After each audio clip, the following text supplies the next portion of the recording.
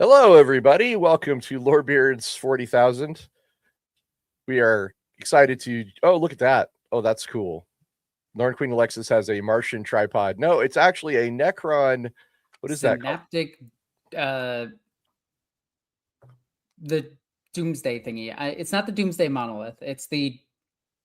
I forget what this thing is called. All right. Well, it looks cool and rad. It does. And it's appropriate because we're talking about Necrons today. Pew pew pew pew pew. Actually, it's more like shoosh, swoosh, swoosh. Those are the actual noises. This is canon now. All Necron guns from now on just go swoosh. So who are the Lorebeards for Lorebeards 40,000? I am Ross Watson. I'm a game designer and writer. I've worked on a lot of Warhammer 40K role-playing games, some Warhammer 40K video games, and I was on the US White Dwarf team for a couple of years. So I know a thing or two about Games Workshop and Warhammer 40K. Oh, right. It's my turn. So my name is Queen Alexis. I am a massive gamer, a person that collects way too much plastic, and I have so many armies at my disposal at this point, and none of them are fun to play. I'm joking. Whoa! Actually, I've been having a ton of fun. I haven't been winning tournaments. I decided for the tail end of 10th edition that I'm just going to have fun with tournaments, and I've just been bringing giant demons and just having the time of my life with them. But I am a Viking reenactor, a Warhammer player, a book collector, and a game designer. I picked up Warhammer 40K in 4th edition, and it's become essentially a part of my personality. Oh, I started playing in 3rd, so we're pretty close.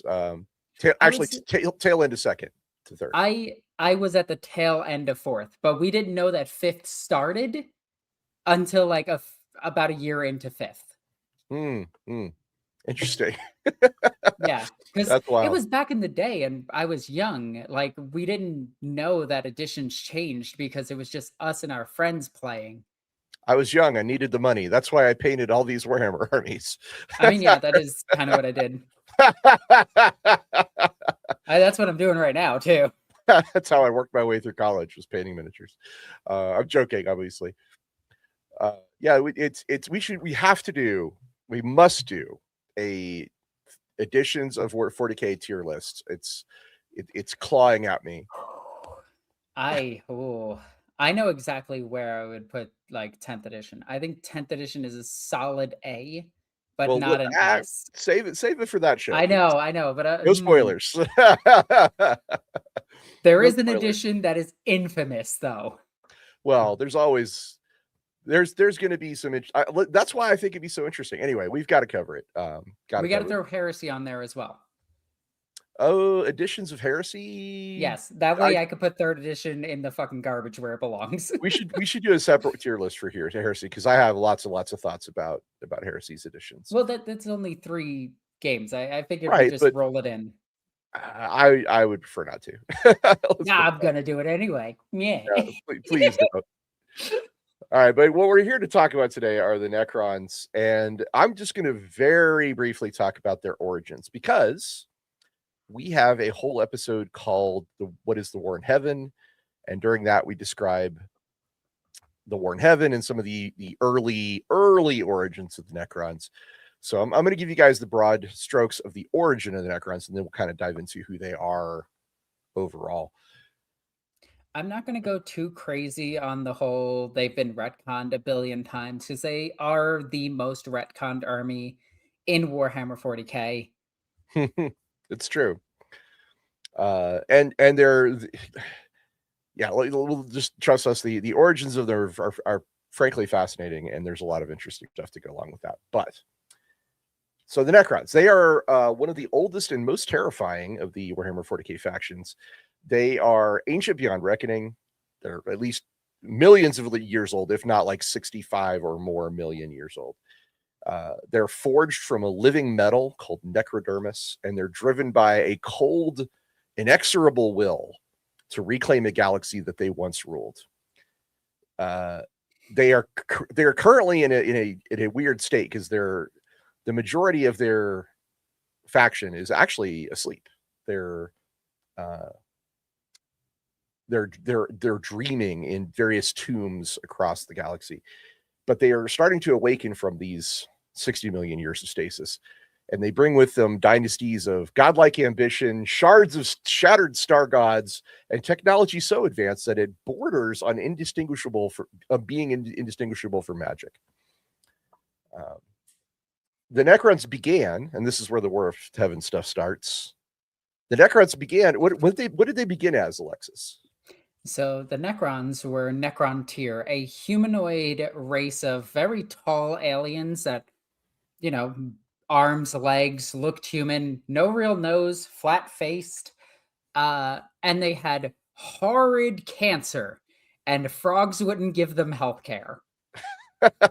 That's right. Go ahead. Jokes aside, the Necron tier were an ancient race that idolized death because they had such short lives, and their whole culture revolved around them dying. And even when they left their home star and went to other worlds and expanded across the entire galaxy,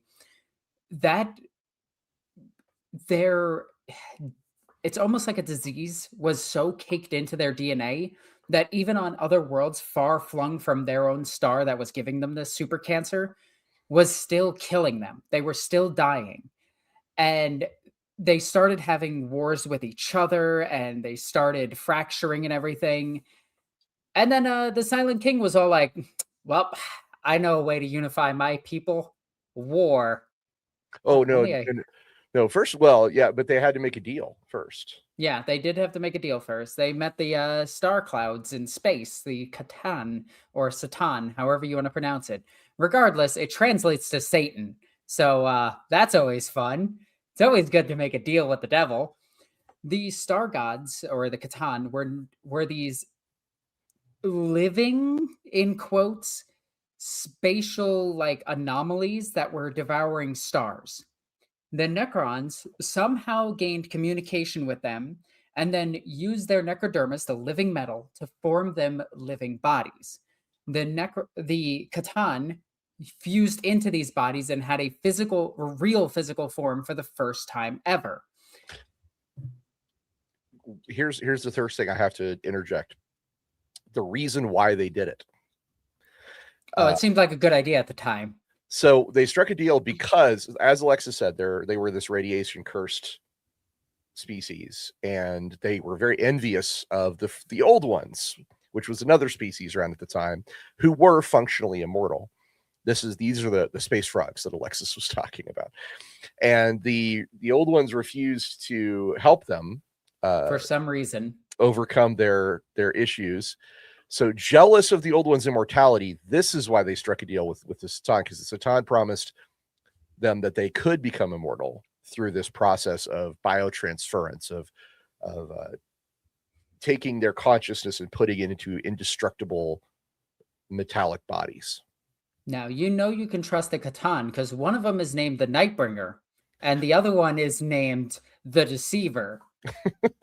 That's how you know they're trustworthy. They're a little bit more trustworthy than the American government, but They're literally called Decepticons, you guys. Nobody thought this was weird. They're just called evil robots. How did we not figure this out? It's over, Horus Heresy. I have collected the 40,000 hammers. So the Silent King, Zarek, is the guy who made the deal with the Satan. However, it turned out that the immortality that they got came at a pretty high cost. Their souls were consumed by the Satan, and they were bound to the Satan's will. Dang it, the Deceiver tricked us. Right. But eventually, even the Silent King was like, hey, this is not okay. And recognizing the horror of what he had done,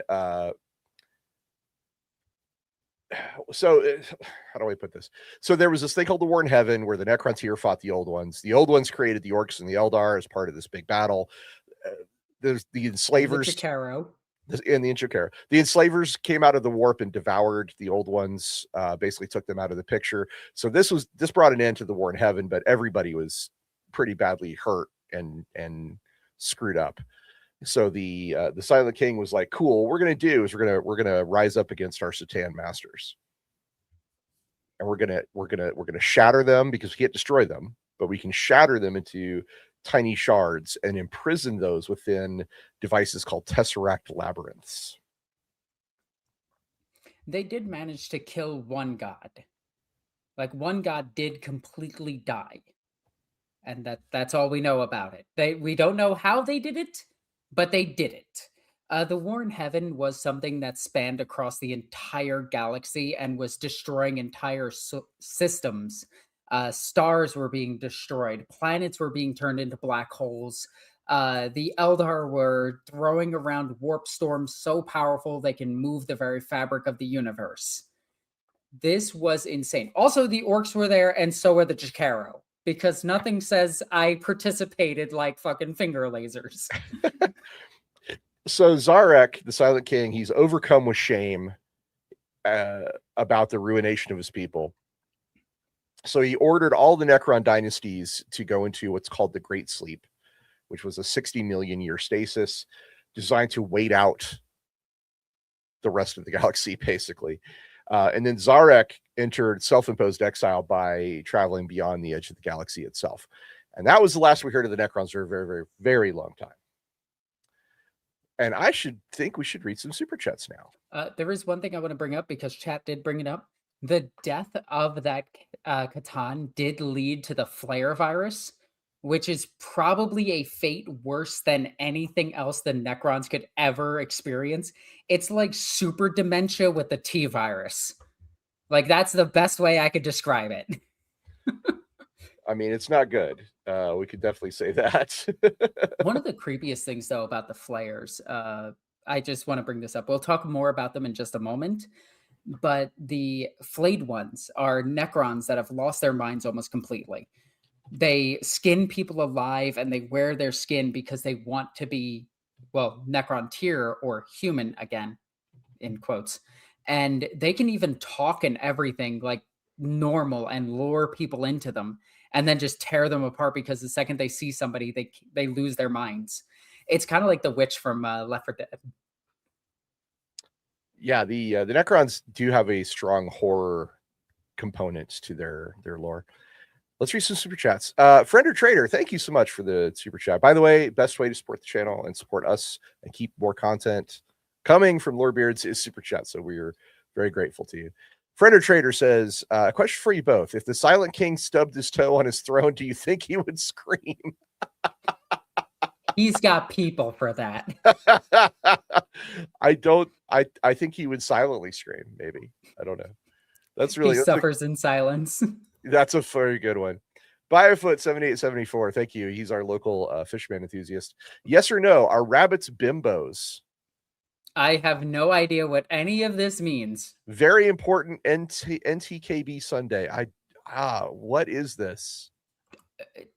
Beyond me. I'm sorry. I'm out of touch. I'm old. I don't know what that means. All right. So where we're yes. So we now fast forward 60 million years. And now, Ross, what happens to planets over the course of millions of years? Tectonic plates shift. Sure. And this causes catastrophic damage to Necron tomb worlds. It can. So a lot of them, I won't say all, obviously not all, but a good chunk of them suffered catastrophic damage. Some of them got sucked into the warp where their planet was just too close to the rift. Some of them were just completely corrupted by the Destroyer virus going through it. And a lot of them just are simply not waking up, or they're waking up too early and it's destroying their minds. Well, I want to fast forward to the point where the Imperium first encountered them. Yeah, they just poked a bunch of dead bodies and they were like, oh, spooky skeletons, shoot them. Well, not quite. Not quite. For this, we need to go to a fun little place called Sanctuary 101. Isn't that a TV show?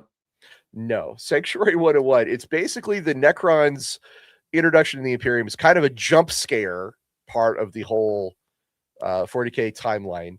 Sanctuary 101 was a remote Adeptus Sororitas convent of the Order of Our Martyred Lady. It was located on the fringes of Imperial space, and it was built around a shrine and reliquary. But what they didn't know is that the shrine and the reliquary was built on top of a Necron tomb.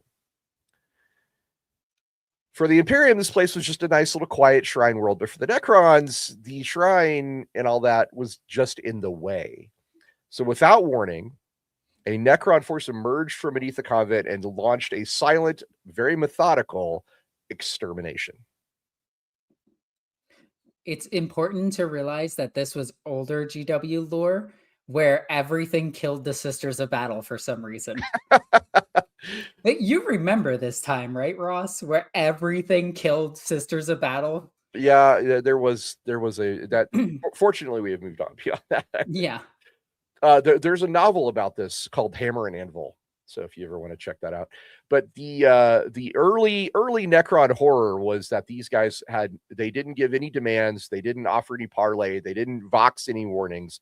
They just were metallic figures walking through bolter fire, self-repairing and killing everything in their path.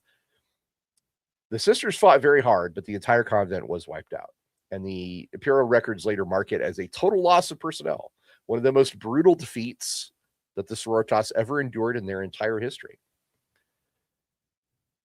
And the Imperium now realized, thanks to records left behind, Sanctuary 101, that there was a new enemy that didn't bleed, that didn't speak, and did not stay dead. As, one does. So the Sanctuary 101 afterwards was a foundational martyr narrative of the Sisters of Battle. It was a shrine to a whole convent that died to an enemy that the Imperium yet did not understand.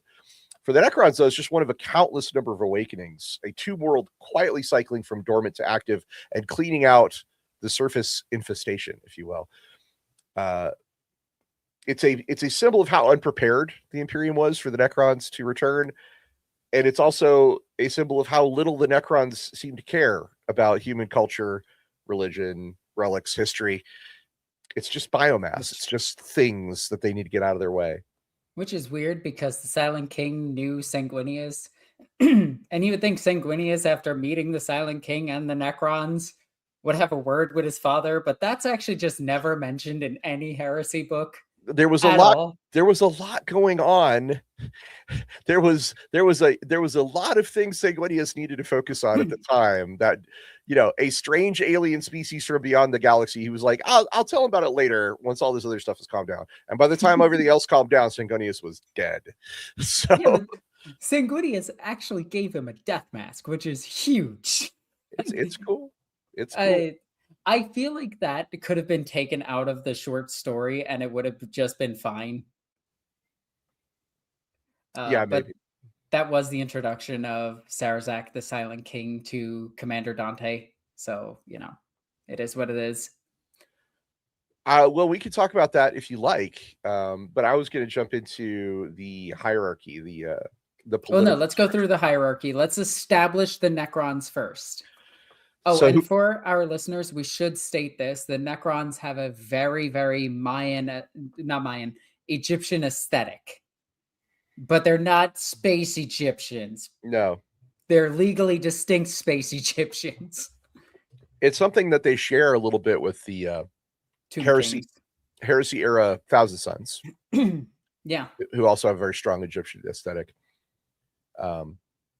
With the Necrons, it's a little bit more just in terms of their architecture. But anyway, and some of their culture, which we're going to talk about.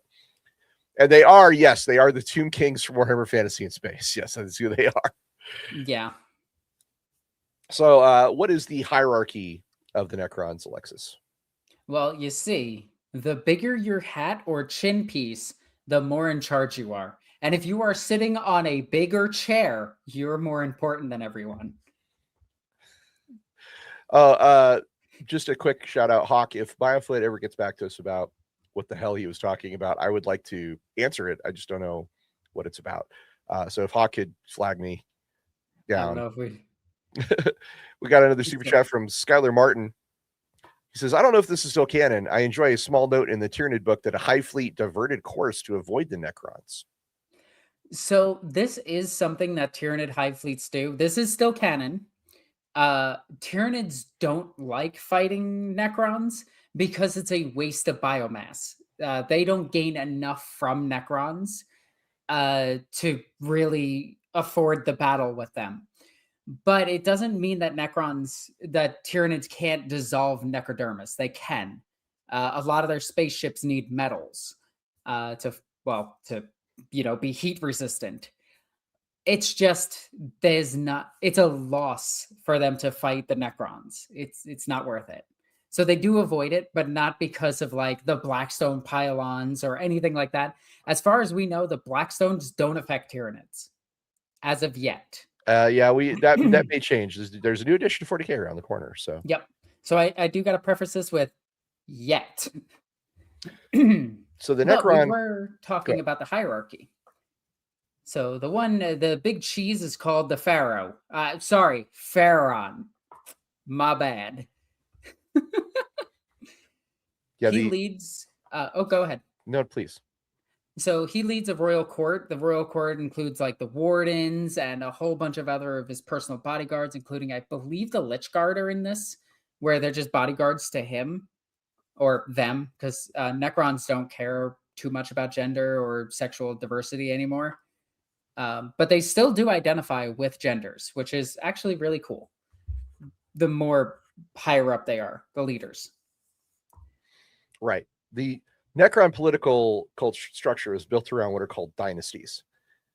These are vast empires of tomb worlds that are ruled by nobles of varying rank. The supreme ruler of a dynasty, that is a pharaon. He commands not just his own tomb world, but potentially many other sworn client dynasties beneath them, like vassals. Below the pharaon sit the overlords, and the overlords each command a section of a dynasty's military force. They earn battlefield titles like Nemesor. You'll notice that some of the named Necron characters are called Nemesor this or Nemesor that, and that means that they have proven themselves in a campaign of war. There are equivalent titles amongst other dynasties, but I'm not going to get into that. But something that's important here to point out here is that the individual overlords and individual pharaons retain enormous autonomy. The Silent King, he can basically command every Necron he meets.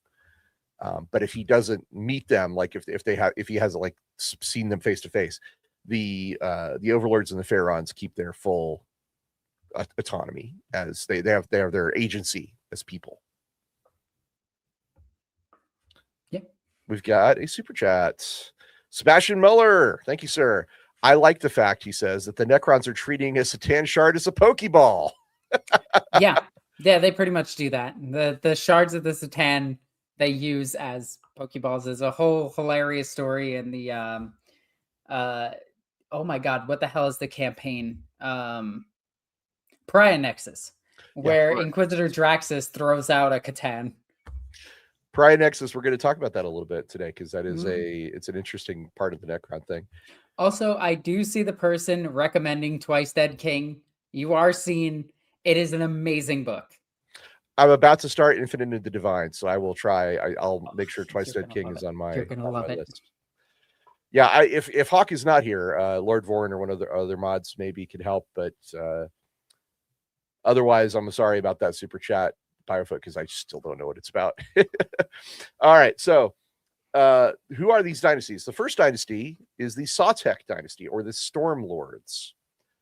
They are the largest and arguably the most powerful active Necron dynasty in the current age.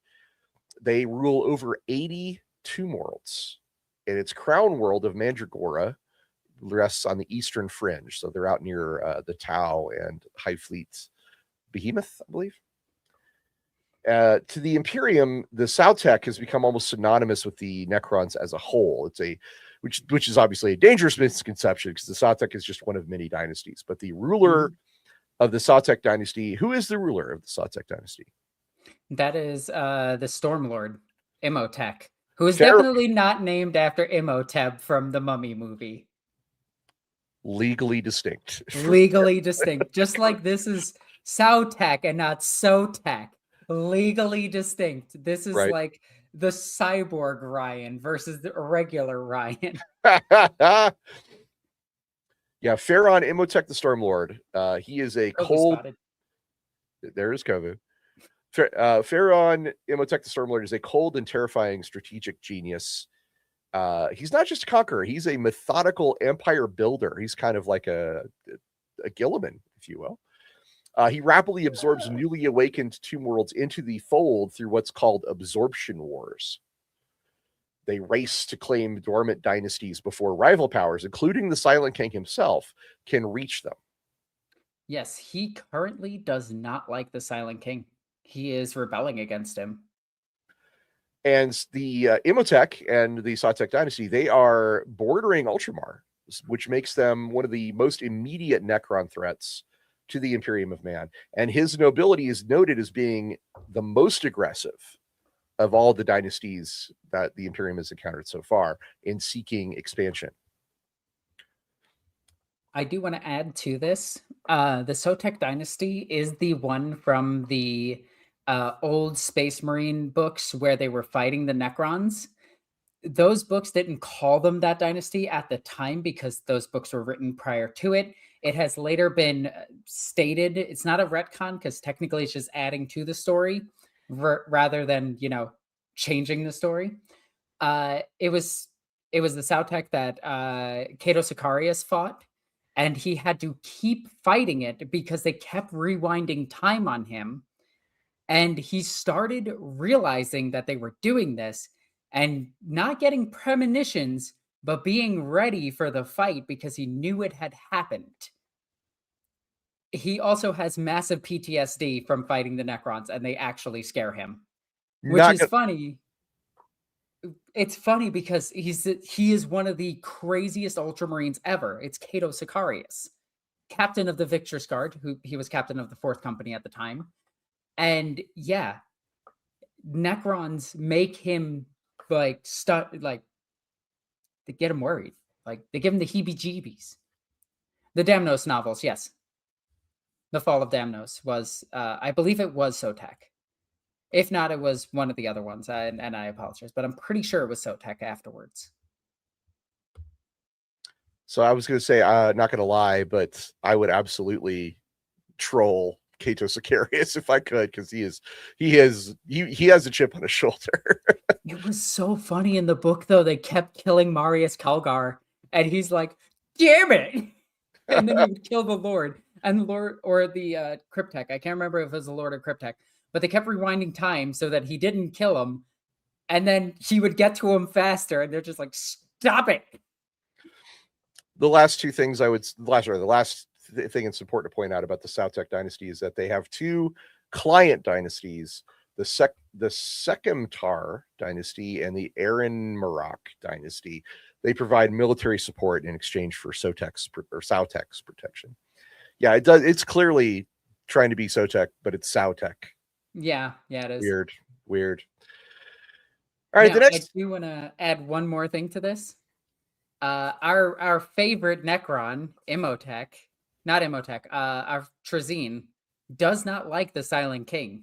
The Silent King is very strict on rules, and eccentric collectors don't really like rules. Yeah, we will do a whole show on Trazyn at some point in the future. Mm-hmm. Because he's a great character.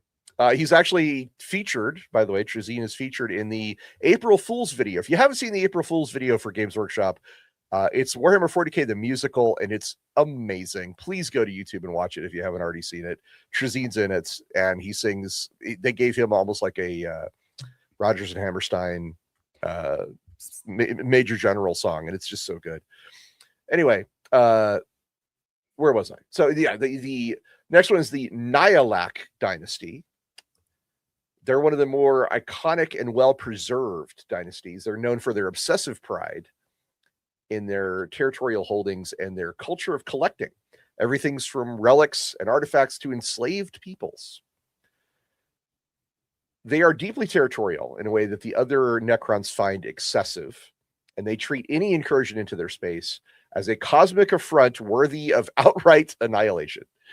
The current ruler of the Nyalak is Pharaon Crispek. I don't think he's got a model.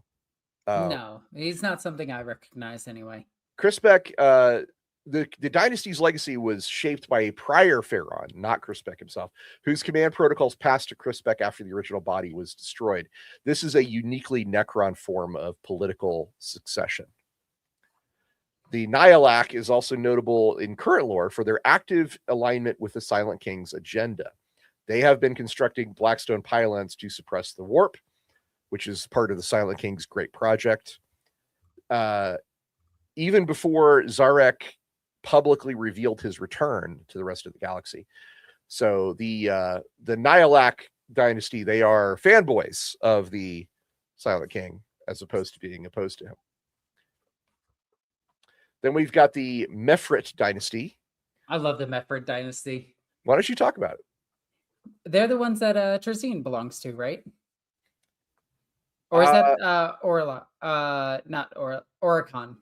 Yeah, it's I don't think it's this one, but please go ahead and talk about them if you want to. Oh, that was it. All right. So the Mefrit dynasty, they earned their fearsome reputation during the War in Heaven through specialization in stellar destruction. They possessed and deployed technology capable of causing stars to go supernova. Yeah, they're the ones with the one array that destroys stars, which we're going to talk about. Yep. Yeah, they had technology capable of causing stars to go supernova on command. Yep. The Silent King himself frequently employed them as solar executioners against troublesome worlds, even though their methods ran counter to Necron tier codes of honorable conflict. So these are the war crime. These are the war crime guys. They're the Canadians. Oh, I don't think so. Canadians are way too nice, and they also don't commit that many war crimes. Have you? Do you? Yes, they do. What, compared to the USA? You're crazy. Well, I mean, we're number one, baby. The Geneva checklist was made by them. All right. So the Mefrit are located in the Ultima Segmentum as well. They're not that far away from the Sautex. They're literal neighbors. They're also neighbors to Baal, the home system of the Blood Angels. Their Gauss weapons glow with a distinctive burnished orange color because they're charged with the captured enemy energy of dying suns, which is it's a byproduct of eons of star energy absorption, which I think is really cool. Tragically, their great star-killing super weapons were largely lost or destroyed during the Great Sleep through disrepair, and their current Pharaon was slain while still in stasis, leaving the dynasty currently leaderless. It's a dangerous and unstable state for a dynasty of their power. There is also Trazyn going after some of their ancient relics and super weapons. I believe Trazyn is trying to get the last Star Destroyer that's in operation.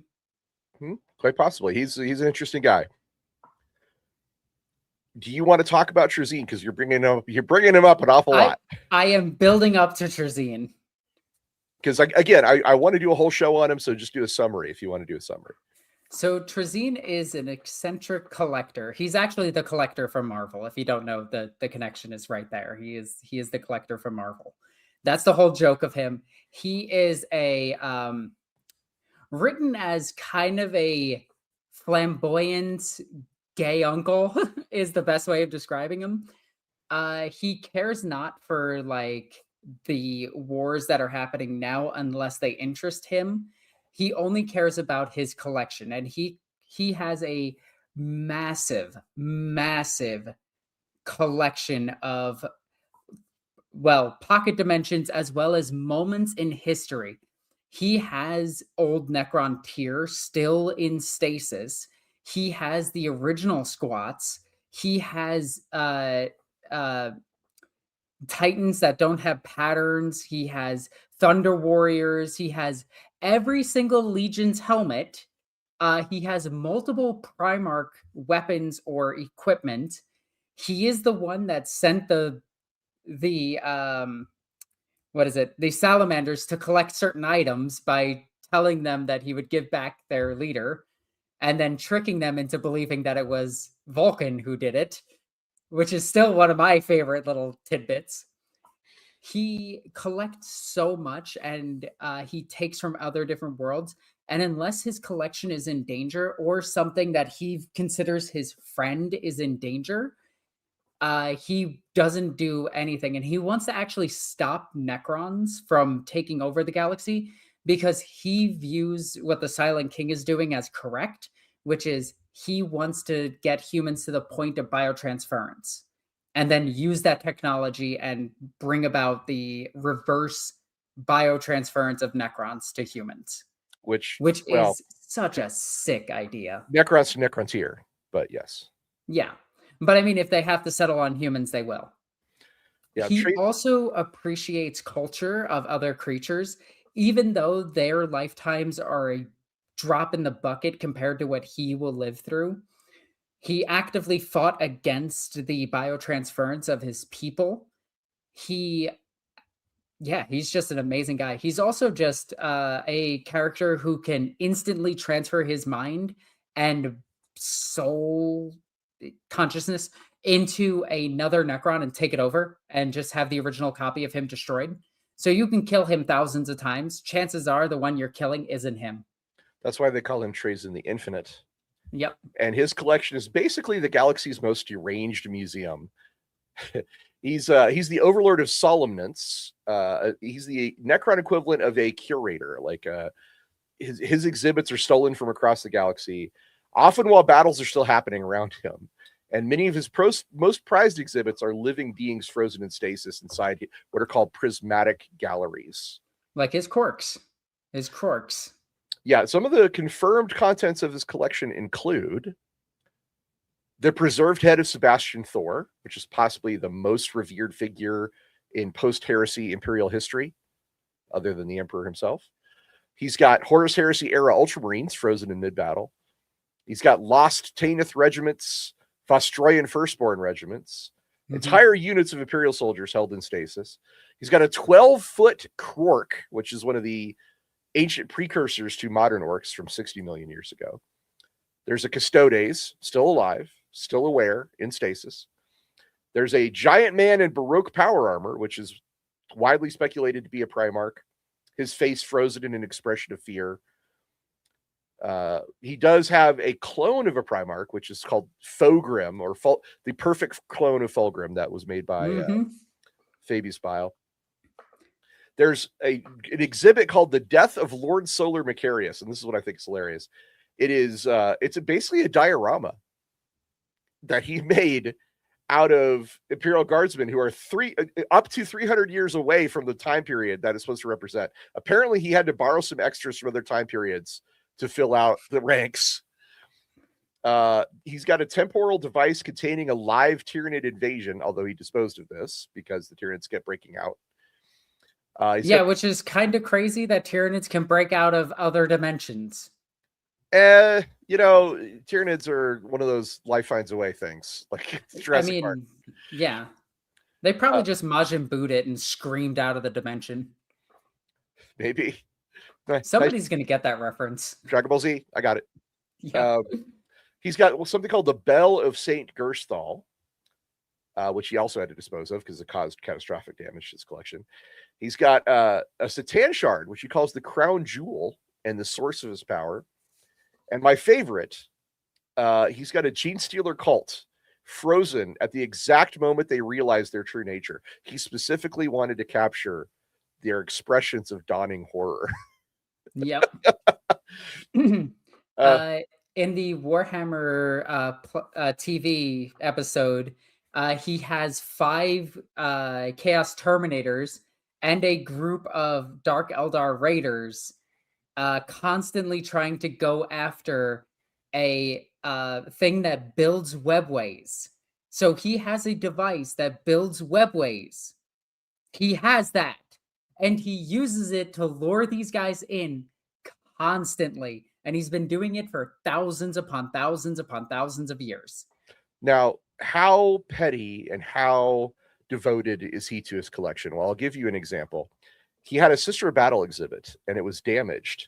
So he acquired the organs of the sister's biological sister and installed them into the body to keep it alive and historically accurate. Just think about that for a minute. Okay, so we don't need to talk anymore about Trazyn the Infinite. There is one more thing that we have to mention with him.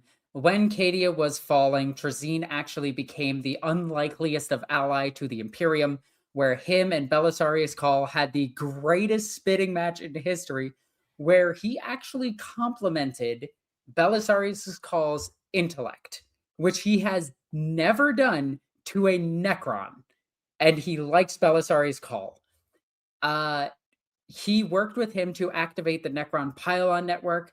And if Abaddon didn't yeet this, the Blackstone Fortress at the planet, they would have successfully closed the Warp Rift. It was on verge of closing when Abaddon was just like, holy shit, yeet the Blackstone Fortress at the planet. I don't care who dies, do it.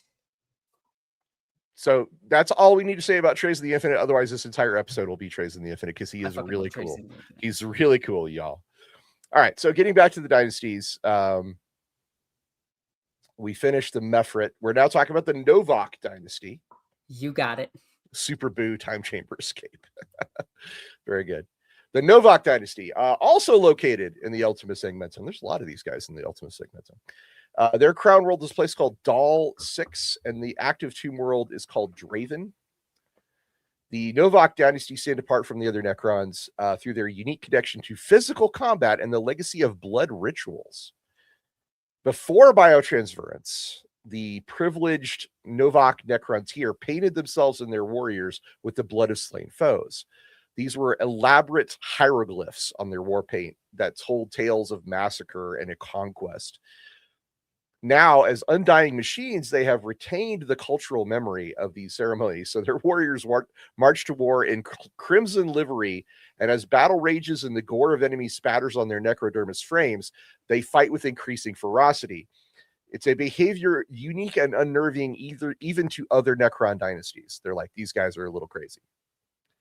The Novak do not have any current Pharaon. Their leadership is contested between two prominent overlords, one of which is called Galmac the Moon Killer, which is a great name. And he earned considerable renown before the Great Sleep. The Novak are also amongst the dynasties who have aligned themselves with the Silent King. So they're also part of the Silent King's cause. Great allies to have. Just the crazy guys who love bathing in blood. Yes, absolutely. I mean, wouldn't you love to do that? No. Everyone needs hobbies, including killer robots from outer space. Now we've got the Nephrek dynasty. The Nephrek dynasty are amongst the most visually spectacular of all the Necron dynasties because their bodies are infused with living metagold. These are the golden boys. It's a variant of necrodermis that allows them to temporarily transform into pure light and phase across the battlefield at an extraordinary speed. Their crown world orbits a trinary star system from which they absorb enormous solar energies to fuel their works.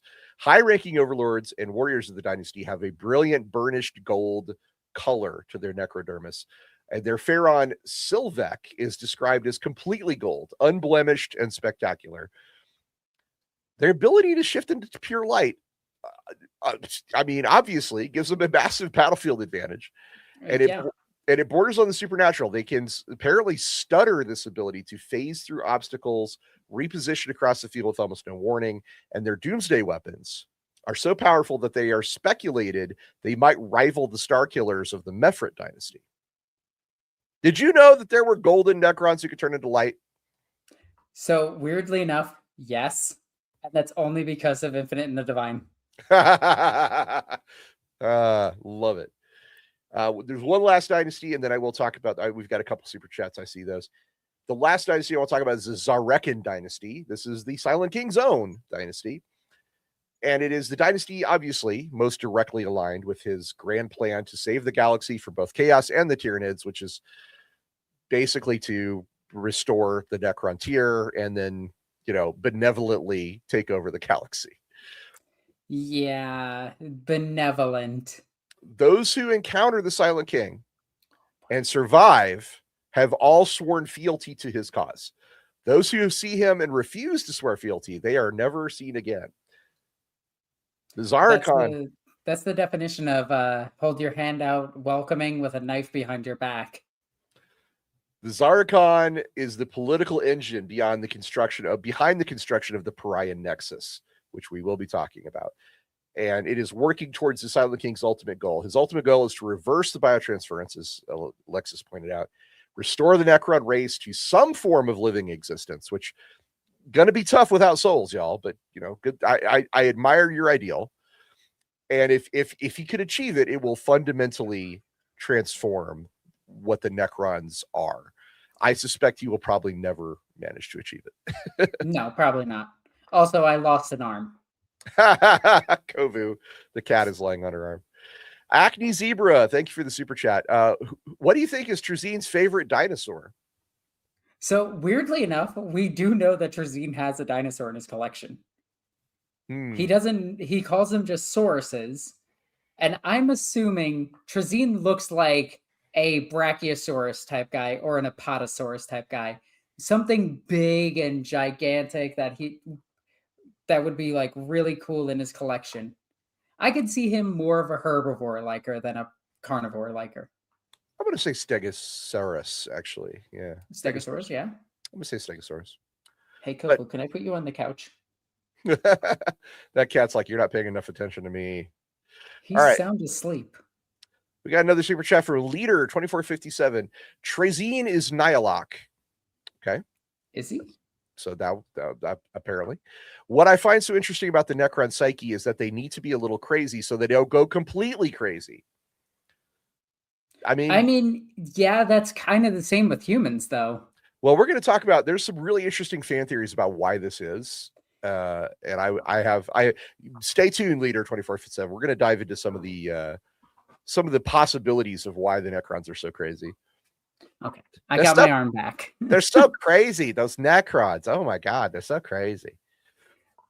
And lastly, we got Scar, Prince of the Parade. Thank you so much. How much better is Necron tech compared to Call's tech? So one is borderline magic and changes star systems, can close warp rifts, can prevent entire events from happening, and the other doesn't know how to put together a TV. So pretty damn advanced. I will give Belisarius Call credit for what he has and what he uses. He is very advanced. He's also a heretic, so to most, but he can understand Necron technology for the most part. He also has outsmarted Necrons while playing like 600 games of Regicide at once. Yes. He's beaten them. He's got multiple Necrons in his collection. In Call's collection, not Trazyn. So I would say intellectually, they're on par with each other for understanding their own technologies and others. But the Necron technology is space magic technology, where the Imperium is, weirdly enough, grounded in reality. Yeah, I would like to jump into the technology, but I do see one comment I want to make a note about. Victor the Lord Seeker says, what's in Trazyn's collection? We actually covered this a little bit earlier in the stream. Also, we're going to do an entire episode on Trazyn, and we will go full deep dive there. So if you want the summary, it's about 15 minutes ago on this stream, and that's all I wanted to point out. Necron technology. It is almost universally considered the most advanced in Warhammer 40k in the entire setting. Not because it's the most powerful in every individual situation, but because it is 60 million years old, still functioning. And while the Adeptus Mechanicus struggles to reverse engineer even the simplest Necron weapon, Necron technology operates on physical principles that have never been discovered by younger species. Even the Satan were partially dependent on Necron engineering because the Necrons built the Tesseract labyrinths that imprison them. So the foundation, Pokeballs. the foundation of Necron technology is this thing called necrodermis. It's living metal, and this living metal forms their bodies, their constructs, their weapons, and their ships. It is self-repairing at the molecular level. It regenerates damage in real time. It's immune to corrosion, aging, radiation, and most environmental effects. Necron warships are specifically noted as being immune to natural phenomena like solar flares and gas giant atmospheric pressures that would destroy any other hull. Their living metal is also responsive to mental command in high-ranking Necrons, which allows Pharaons and Overlords to reshape portions of their body, reform limbs destroyed in combat, or reshape weapons as needed. Also, if they get diseased, like if they get, I say diseased, it's not really a disease, but for ease of explanation, it's a disease. If they get the Flayer or Destroyer virus, their bodies morph. And like just standing there, they will either grow the claws of a flayed one and start, turning into a flayed one, or if they get the Destroyer virus, they'll start growing the extra legs. They'll start getting the bigger cannons of the Destroyer cult. It's really cool. The signature weapon of Necrons is called the Gauss weapon. And Gauss weapons strip matter apart at the subatomic level. They generate a focused bipolar magnetic field that pulls the target's constituent atoms apart while simultaneously attracting them towards the weapon. So a Gauss flare, which is the most basic Necron weapon, it's the equivalent of a standard infantry rifle, can reliably damage the most advanced Imperial battle tanks. Because I just love that it's an atom vacuum cleaner. And it can damage even the most advanced battle tanks because the stripping effect bypasses armor entirely and attacks the molecular structure of whatever it touches. I do want to point out that these weapons also have an almost unlimited amount of ammunition, because when they pull that matter in, they break it down into energy, which they then fire back out. So it isn't infinite, but it is very close to it. It's more than that Necron will ever fire in their existence. My research indicates that these weapons are also highly radioactive.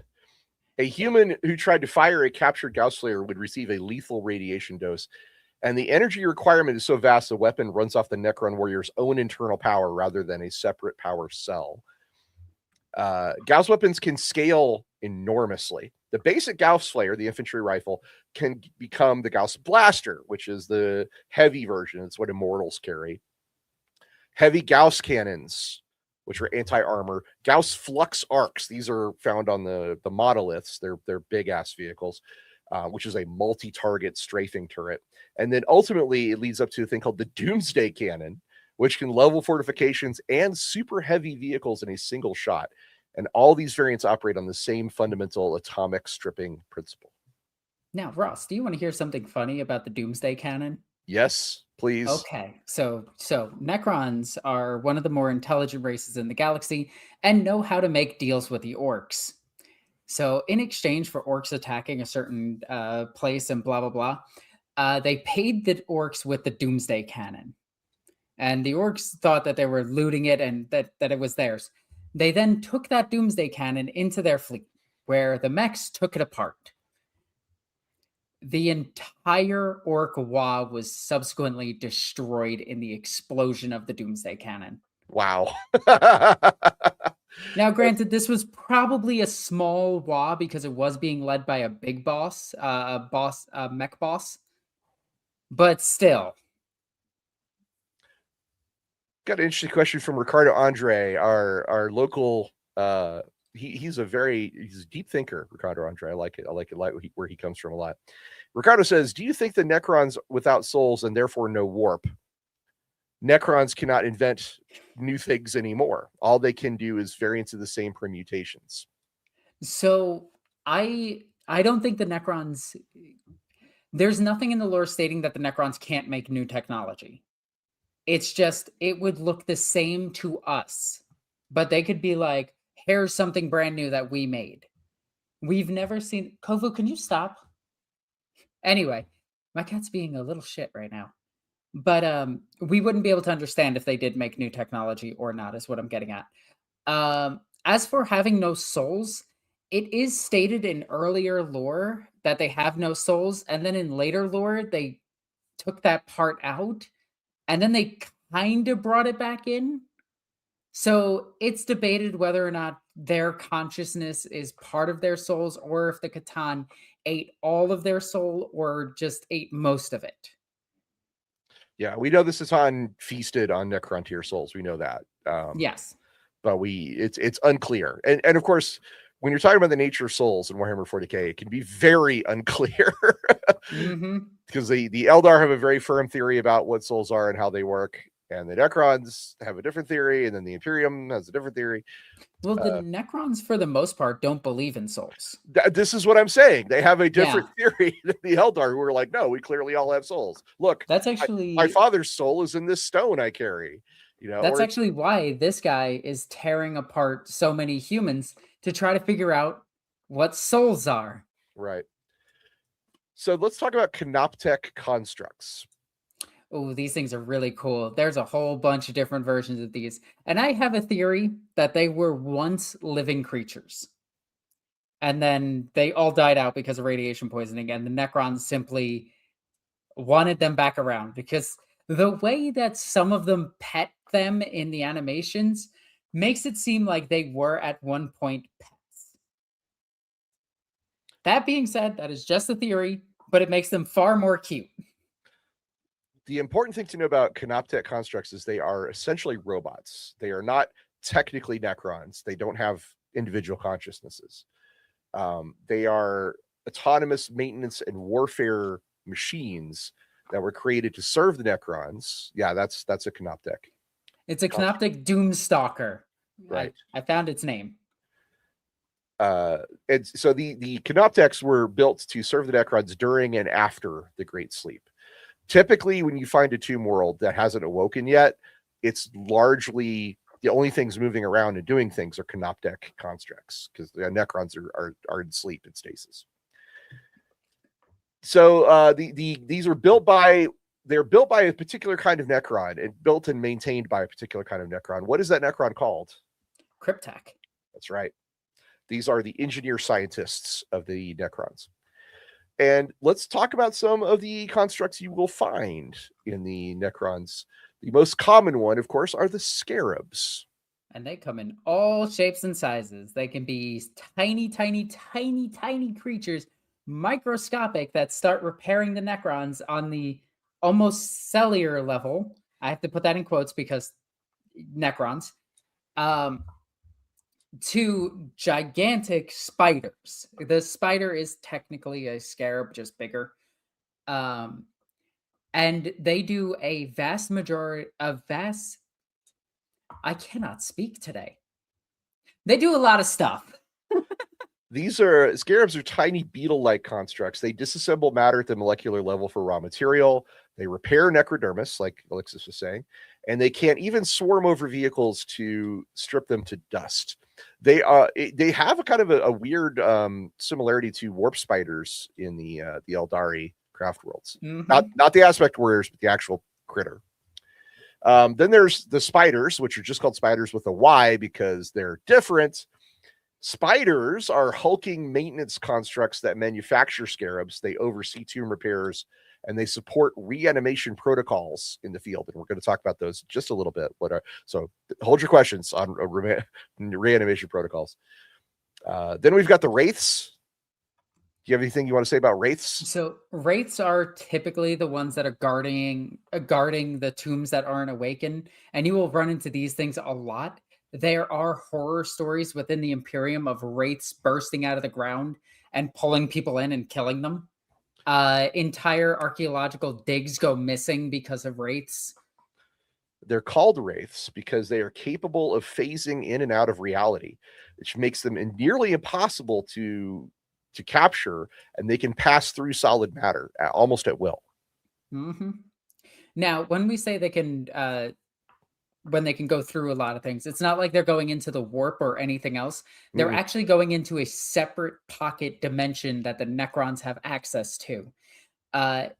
You'll hear this a lot. Necrons have several different dimensions that they go in and out of for their teleportation, for their moving through matter.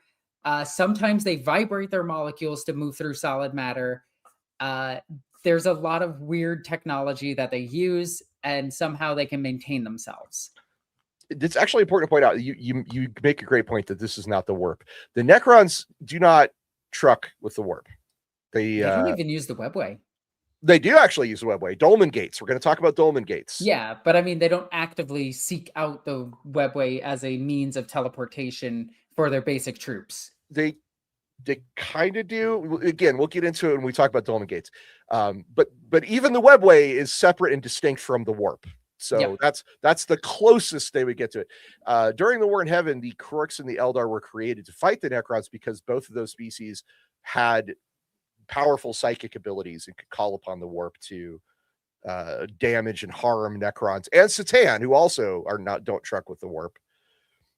So yeah, there's not really any psychers.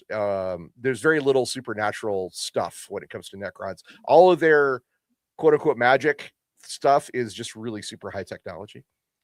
Magic. We only got a few constructs to get through. I'll try to rush through these. Tube Stalkers and Acanthrites, I think is how you pronounce it. Tomb Stalkers and Acanthrites, these are the large constructs, very fast. They're using for hunting and void operations, so they fly around in space.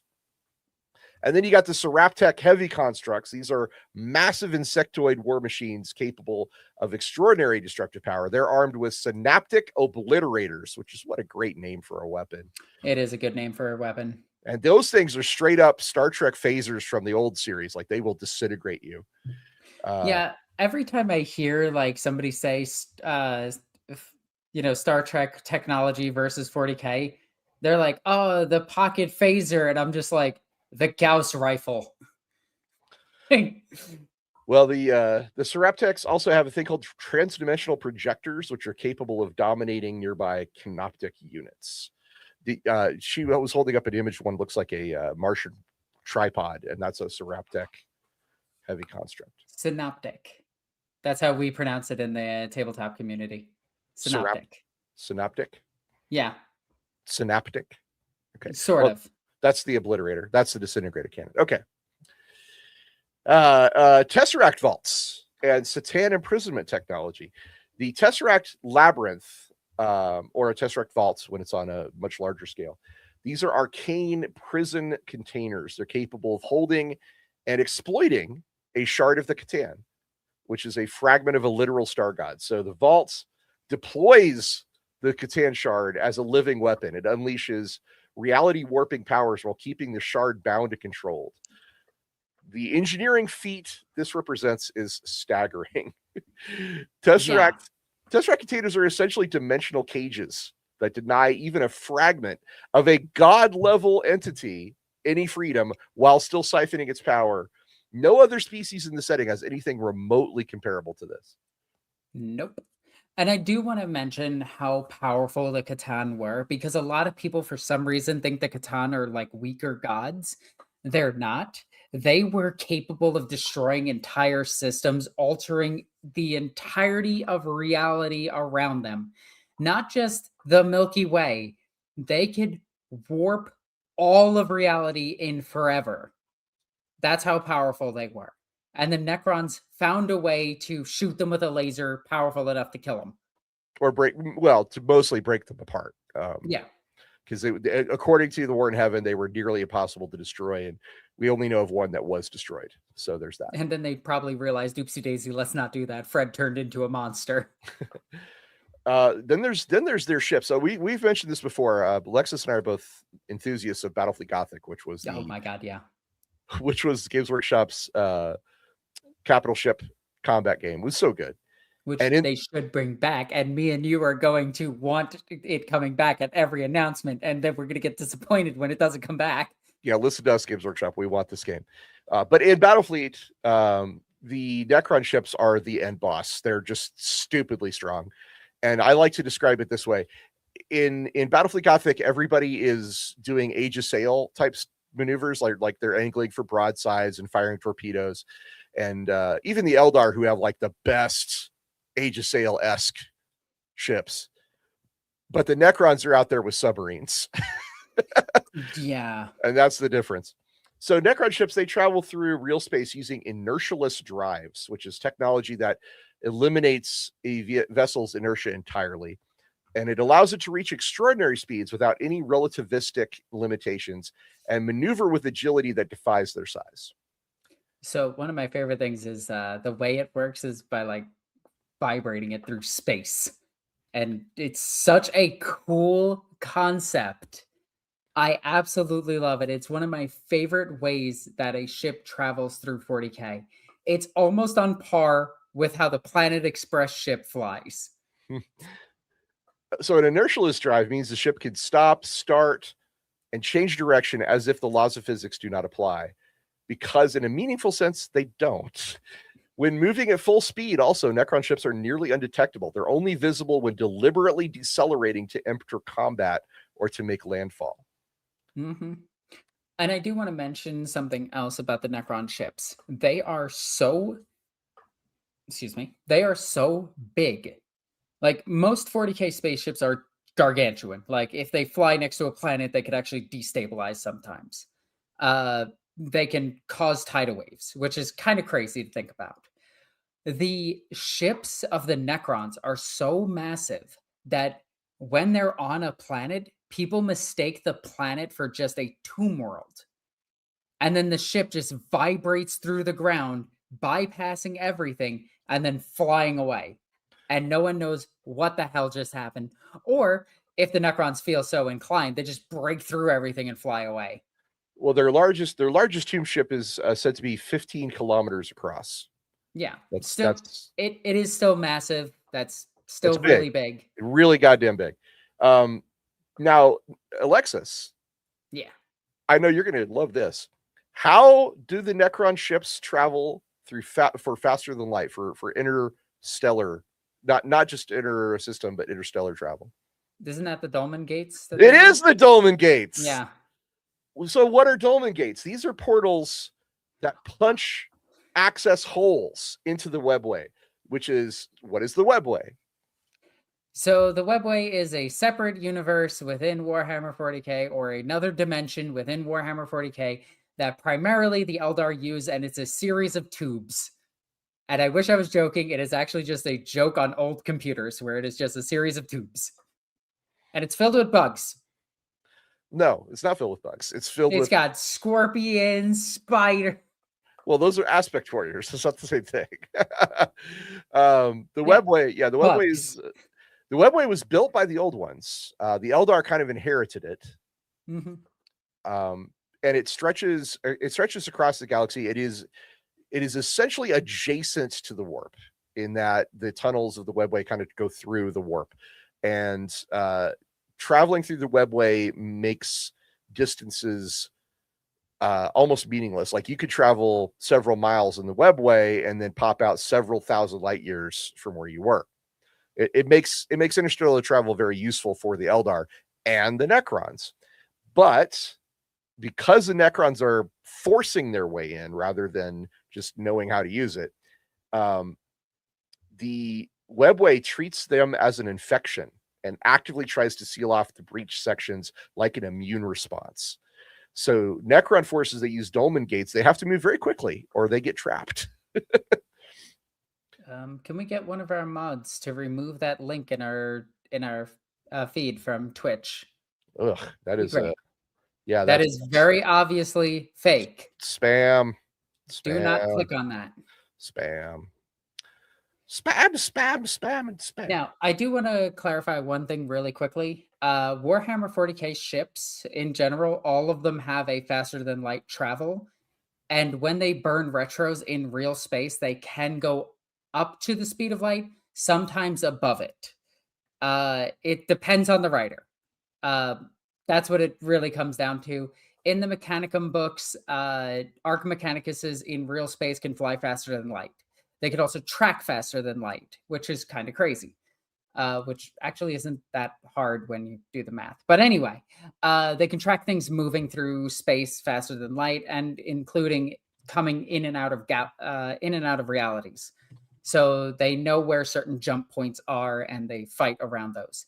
That's why the typical Battlefleet Gothic battle is so close, is because they are very typically either barraging a planet, and that's where they're fighting, or they're fighting next to a jump point.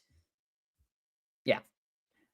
Now, the Necrons also have a single device, which is actually the galaxy's most dangerous object.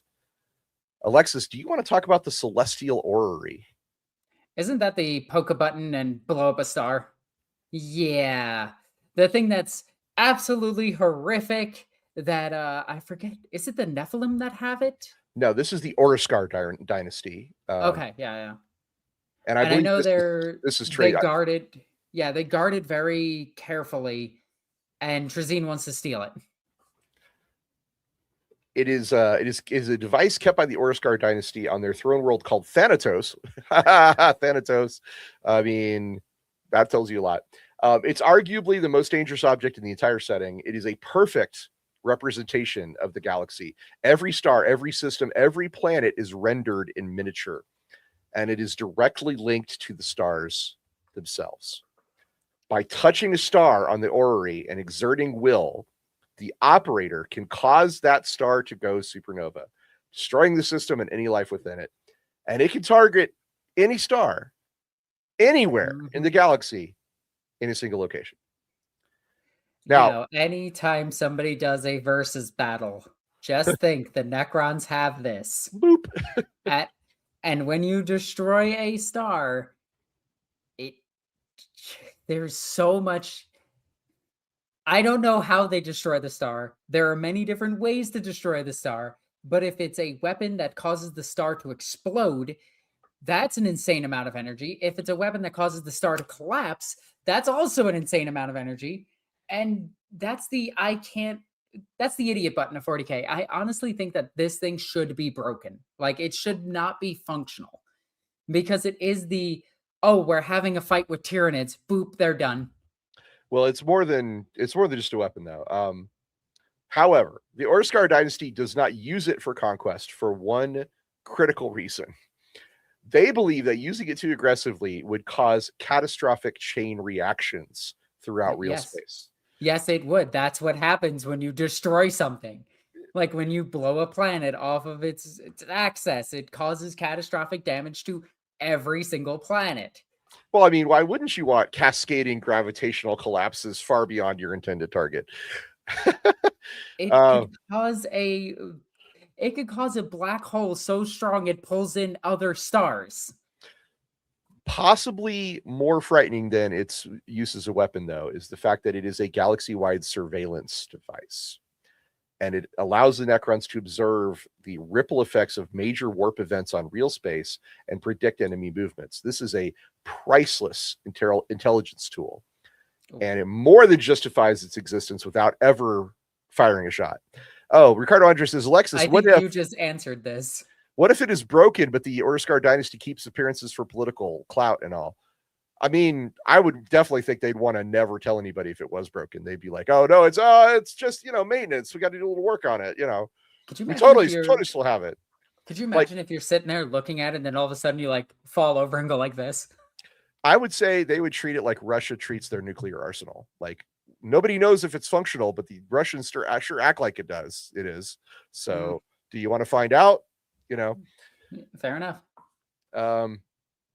Trazyn the Infinite visited Thanatos specifically to consult the orrery and learned from it that Cadia was doomed long before Abaddon's assault began. Or so he says. Trazyn's kind of a crazy dude in the orrery. I'm not sure how you would be able to tell that from the orrery, but yes, this light is blinking. Yeah.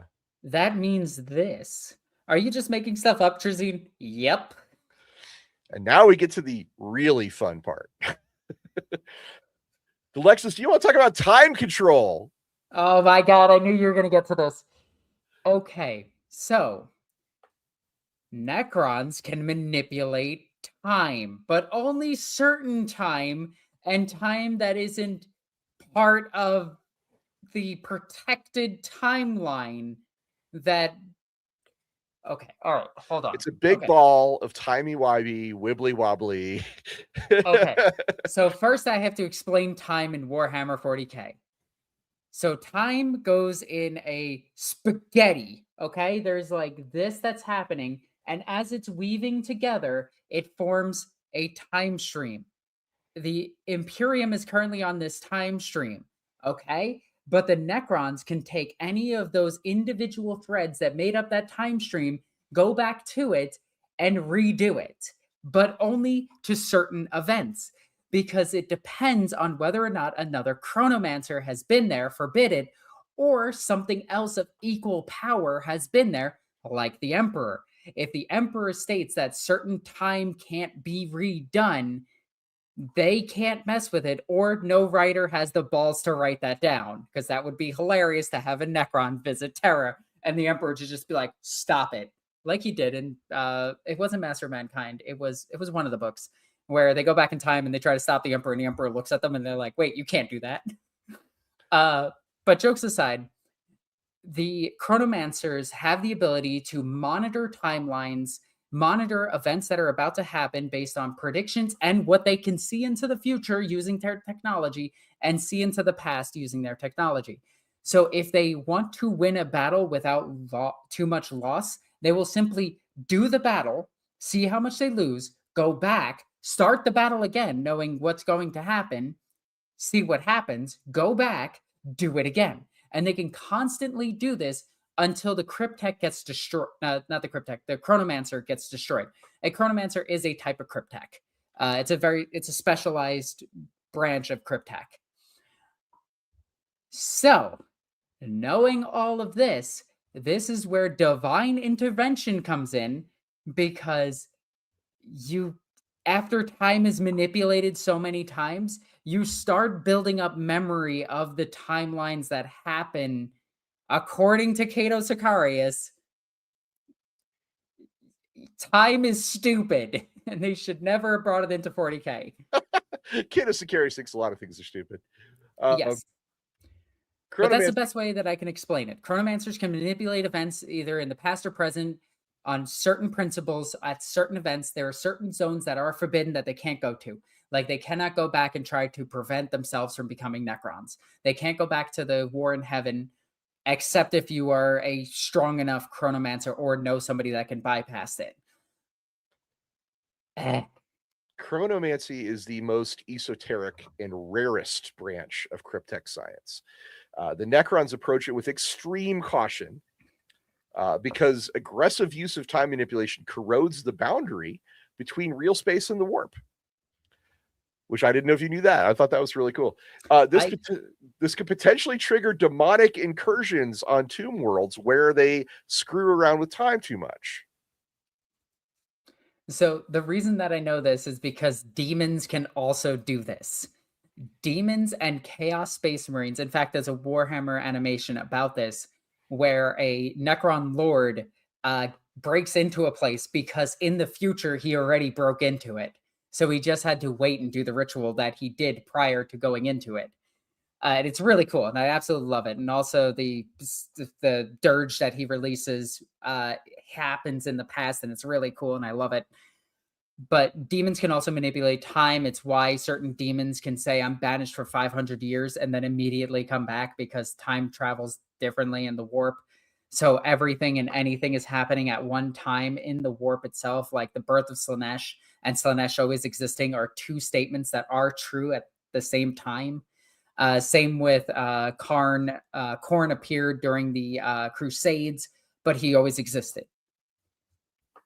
The most preeminent Necron Chronomancer is a guy called Oricon the Diviner, and we will probably do a whole show on him.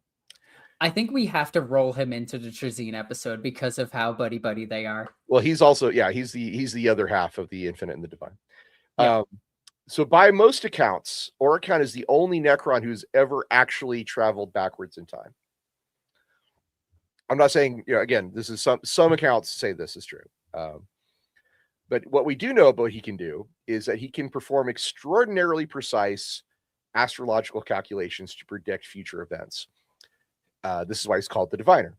His skill is so accurate, it has become legendary, though he conceals that some of his predictions are actually corrections that he has made by traveling back in time and adjusting history after the fact. So he's a little bit Nostradamus, where he's like, I predict this thing will occur. Oh shit, it didn't occur. I'm going to go back in time and make sure that thing occurs. I didn't change my mind. You guys all misremembered. So whenever a predicted timeline goes wrong, usually due to warp travel or chaos, Oricon activates his chronomantic abilities, walks backward into his own past, and emerges at the point where the deviation occurred to eliminate whatever caused it, usually by ensuring that the interfering element dies before it can interfere. Yeah, in this case, it was Cato Sicarius, and he couldn't kill him. Now, Orican's time travel. Orican has never gone against him. Cato has gone against a Chronomancer. Orican's time travel is limited. He cannot time travel back as freely or as far as he would choose. The effort is significant enough that he uses it very sparingly and often secretly, again, because the Necrons are not big fans of the warp, and they really, really, really do not want demonic incursions happening. This is why Orican deliberately conceals his time travel capabilities, even from other Necrons. Necron culture considers multidisciplinary mastery deeply untrustworthy, and Orican is both an astrologer and a chronomancer, so that makes him not just eccentric but dangerously weird in their This culture. is also why him and Trazyn get along so well. They're both considered weird, and some other chronomantic applications in Necron technology includes the Aeon Stave. These are cryptek weapons that slow time around a target at the subatomic level. It dramatically reduces your target's movement and reaction speed. There's something called a Time Splinter Cloak. Are you familiar with this one? I think that's the one that's on display in the Warhammer animation. Maybe. It is a device that wraps the wearer in shards of crystalline time. It provides a nearly impenetrable defense by slightly displacing the wearer a fraction of a second out of sync with the present time stream. Then there's The Forges of Mars, is this trilogy of books by Graham McNeil. They're excellent. And they are excellent. In these books, there's something called the Breath of the Gods. The Breath of the Gods is a Necron artifact rediscovered by the Mechanicus, and it could create and destroy stars, accelerate time in localized regions, and potentially rewrite history itself. It was powered by a trapped and dying Satan shard, and it screwed around with reality so severely that the Eldari warned that using it might cause reality itself to stop existing. It was an off switch for the universe. So this is Doomsday Weapon number 3 that the Necrons have at their well, the Imperium has this one, but they have these. Lastly, remember we talked about Doomsday cannons. Yep. Some lore describes these as being partially chrono enhanced, meaning that the shot arrives before the physics would allow it to even start being fired. The greater Necron understanding of time is also reflected in their stasis technology. This was the entirety of the Great Sleep, was a calculated exploitation of temporal mechanics, positioning the entire race at a specific point in future history by simply removing themselves from the flow of time for 60 million years. And this is a feat no other species has ever matched in Warhammer 40,000. Mm-hmm. We got some super chats to read. Before we get to that, I just want to mention that there is an inquisitor by the name of Greyfax. She was trapped in Trazyn's collection for over 10,000 years. And in that 10,000 years, she was active the entire time, and she never aged. I would assume that this is because of the Necron's technology, just making it so that time doesn't pass for her. Because after she got removed, the brain shackle scarabs got removed, and she got checked over multiple times by Call because she's paranoid about it. She still hasn't aged. So she is over 10,000 years old. She is one of the oldest humans in the Imperium. And it's really cool that she is just there. That's true. All right, we do have super chats. Boom. Biofoot, he asks, is linear time the Necron's fault? They do this? Okay, hold on. Maybe. So the answer to this is a very famous quote by my buddy Ross. It depends.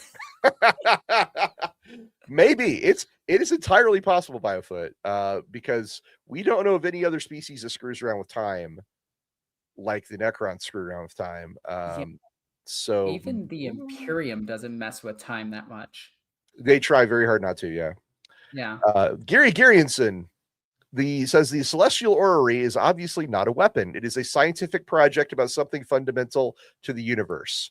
So big, even they are afraid.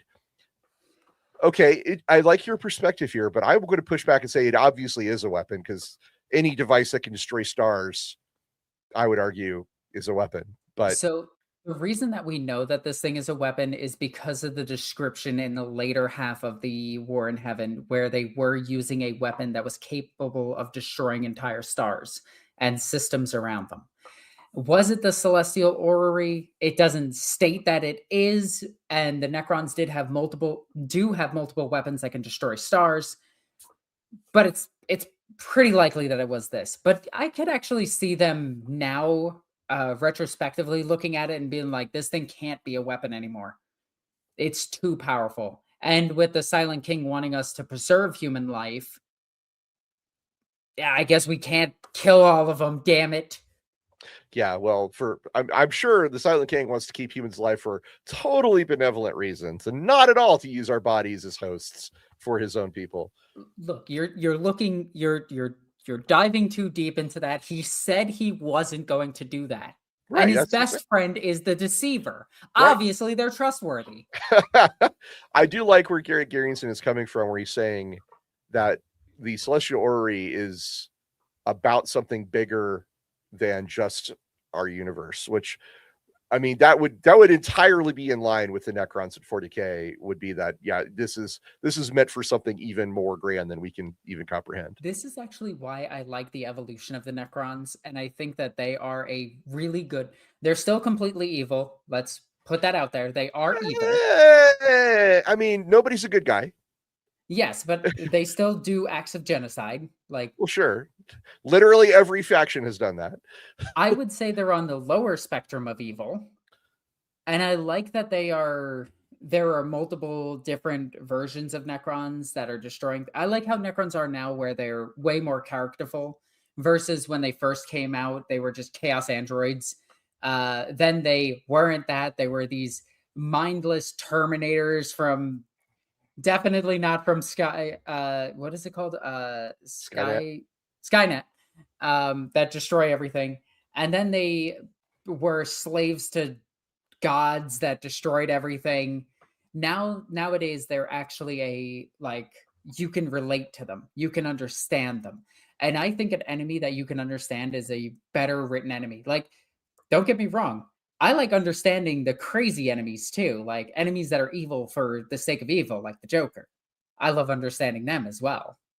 But I like the Necrons where they are now. Leader 2457, thank you very much, sir. Leader says, to be fair, from Orakin, we know Necron future sight calculations works somehow with observations of celestial bodies. So the Celestial Orrery could be an astromancer device and by accident a weapon. I mean, possibly. Yeah, I could understand it. Maybe the weapon part of it is actually just aging the star until it goes supernova. Yeah, maybe.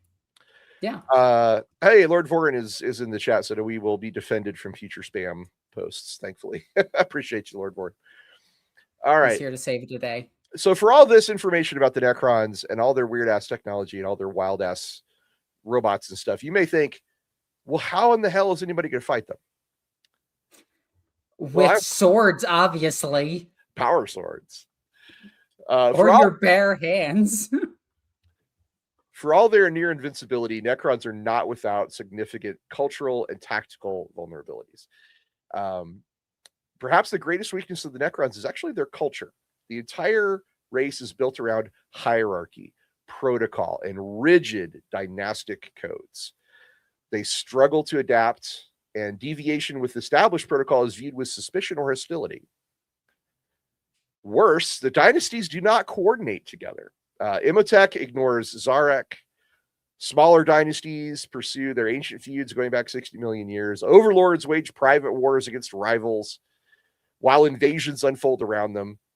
The Subakar dynasty was described as being ruled by a pharaoh gripped to the point of insanity by rage against a rival faction, even as their tomb world was being attacked. So their culture is actually a problem. There is such a thing as being too awesome in 40K. Also, and this goes back to that question about inventing new things. We don't know that they've invented anything new since they've awoken. And their technology is almost incomprehensibly advanced, but it's also ancient, and in many cases not even fully understood by the Necrons. Like, for example, Chronomancy is only the Chronomancers understand it, and there's not very many of them. The Mephrit Dynasty's weapons, which we know could destroy stars, a lot of that was crumbled to dust during the Great Sleep. And many of the tomb complexes that have awoken are either damaged or incomplete. The Necrons cannot replace new warriors, lost warriors, in the same way that the Imperium can just draft new regiments. Every Necron warrior destroyed and unrecovered is potentially, unless new lore comes out to refute this, it's potentially a permanent loss. And there are significant weaknesses to their actual necrodermis. High thermal weapons tend to get around it. Meltaguns are extremely effective against Necrons at short range because it simply melts everything, and the tomb spiders and everything, the scarabs, can't repair that. They have to scrap that warrior as much as they can to use its parts on something else. And now we get to the part where I say reanimation protocols, because I said we were going to talk about those. Well, before that, we have 2 super chats. Okay.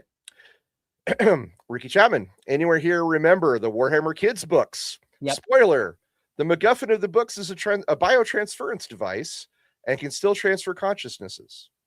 Yep. I do remember those books. I haven't read them, but I remember them. I think a child dies in one of them, which is kind of crazy. Or, sorry, I think they disappear. Lord Vorin says Zarek must be kicking himself now for scrapping his command protocols back in the day. Yep. Well, Zarek kicks himself for a lot of things, and I think he's got a lot more on his mind than just the command protocols.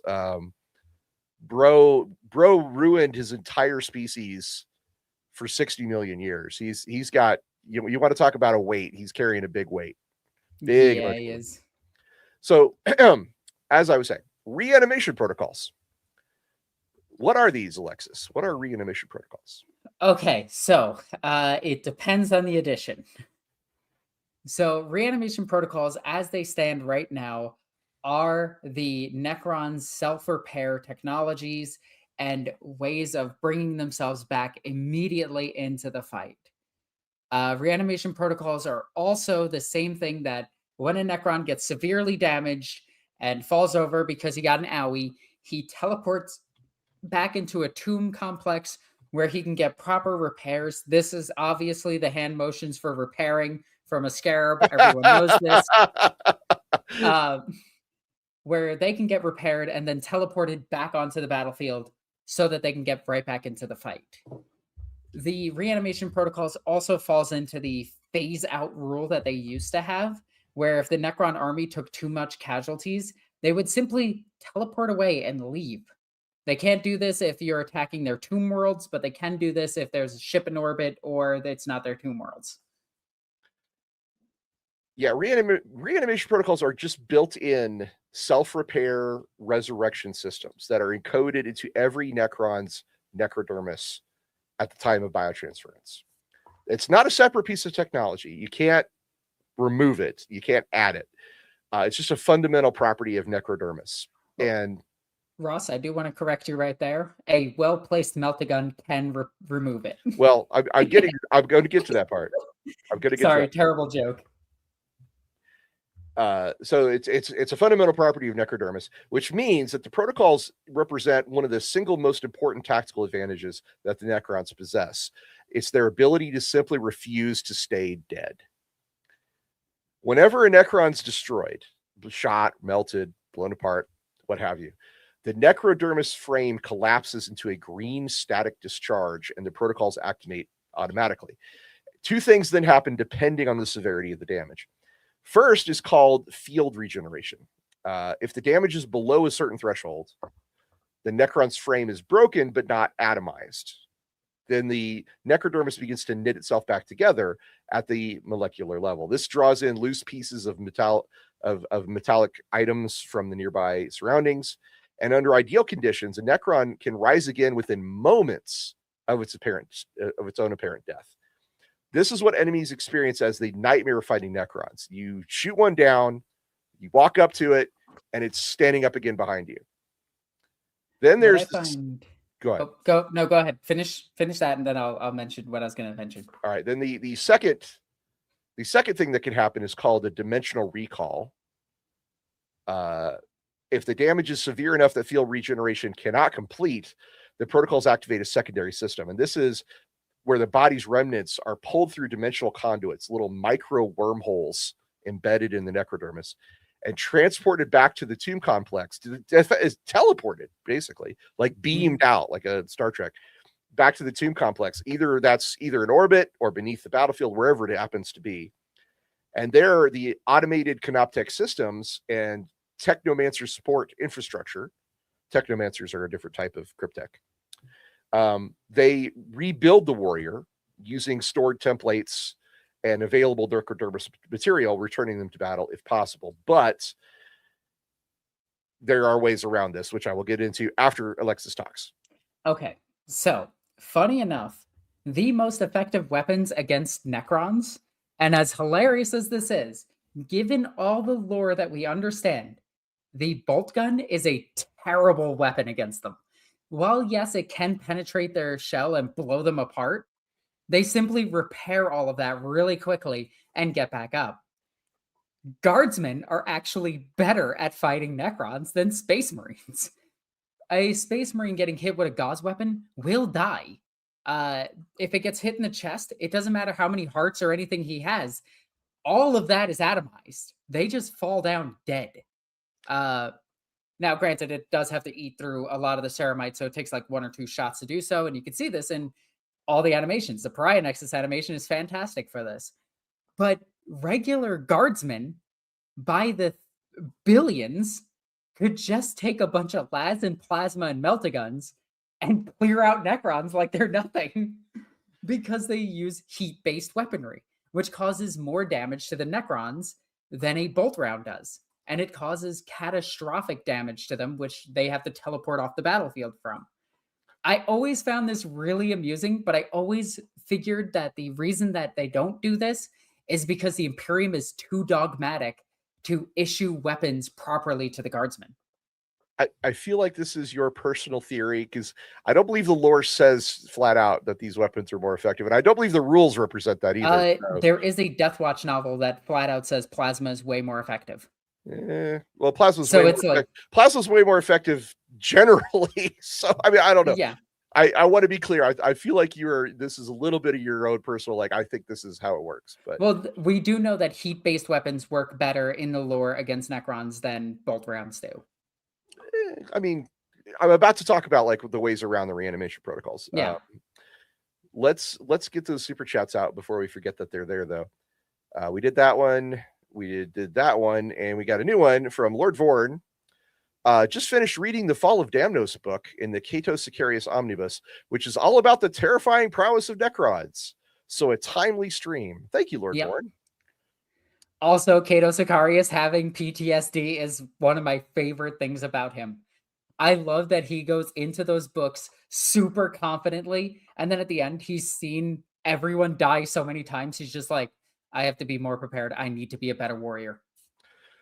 Gary Gearinson, thank you so much, sir. He points out in the novella Severed by Nate Crowley, there's also a biotransference machine. I think it worked. Those Necrons were reincarnated as the Tau. Interesting. Yeah, that's such a downgrade. I'm joking.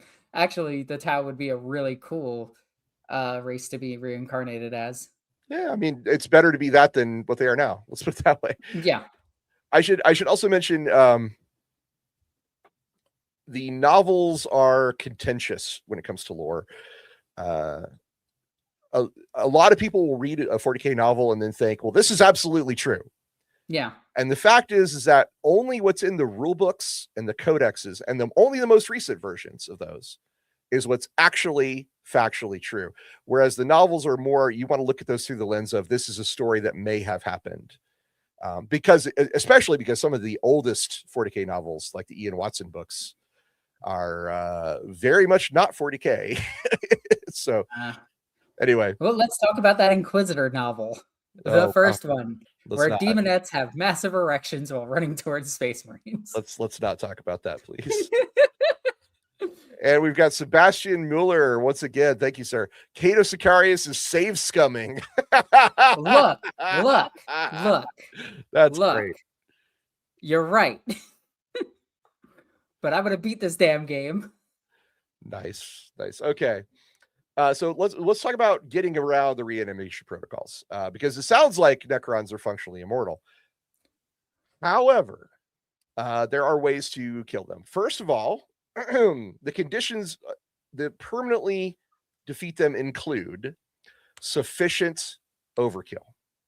What is sufficient overkill? This means you're reducing the necrodermis frame to scattered atomic dust, spread far enough that the molecular reconstruction threshold cannot be met. Melt-a-weapons, high-yield explosives, and sustained Gauss fire can achieve this with enough volume. Basically, if you blow them up hard enough with any weapon, you can get around the reanimation protocol, but you have to blow them up a lot, like a lot. All I'm hearing is Necrons are coming. Here comes the Death Strike missiles. That will do it. Death Strikes are quite good at it. Another way to get around it is to actually remove the body from the battlefield. If the remains are physically carried away from the dimensional conduit network's range, the protocols cannot complete the recall. This is why Deathwatch kill teams are specifically trained to remove Necron bodies rather than destroy them. All I'm imagining is like the Blood Ravens just go running in and grab everything. Hippity hoppity, it's now our property. Oh, I do want to mention one other weapon that is commonly used, and this is in quotes because you'll see it on the tabletop all the time, but it's extremely rare in the lore, and that is the phase blades. The phase blades of the Deathwatch are just flat out Necron weapons. They are. Also, they were first found on a particular type of assassin. What type of assassin was that?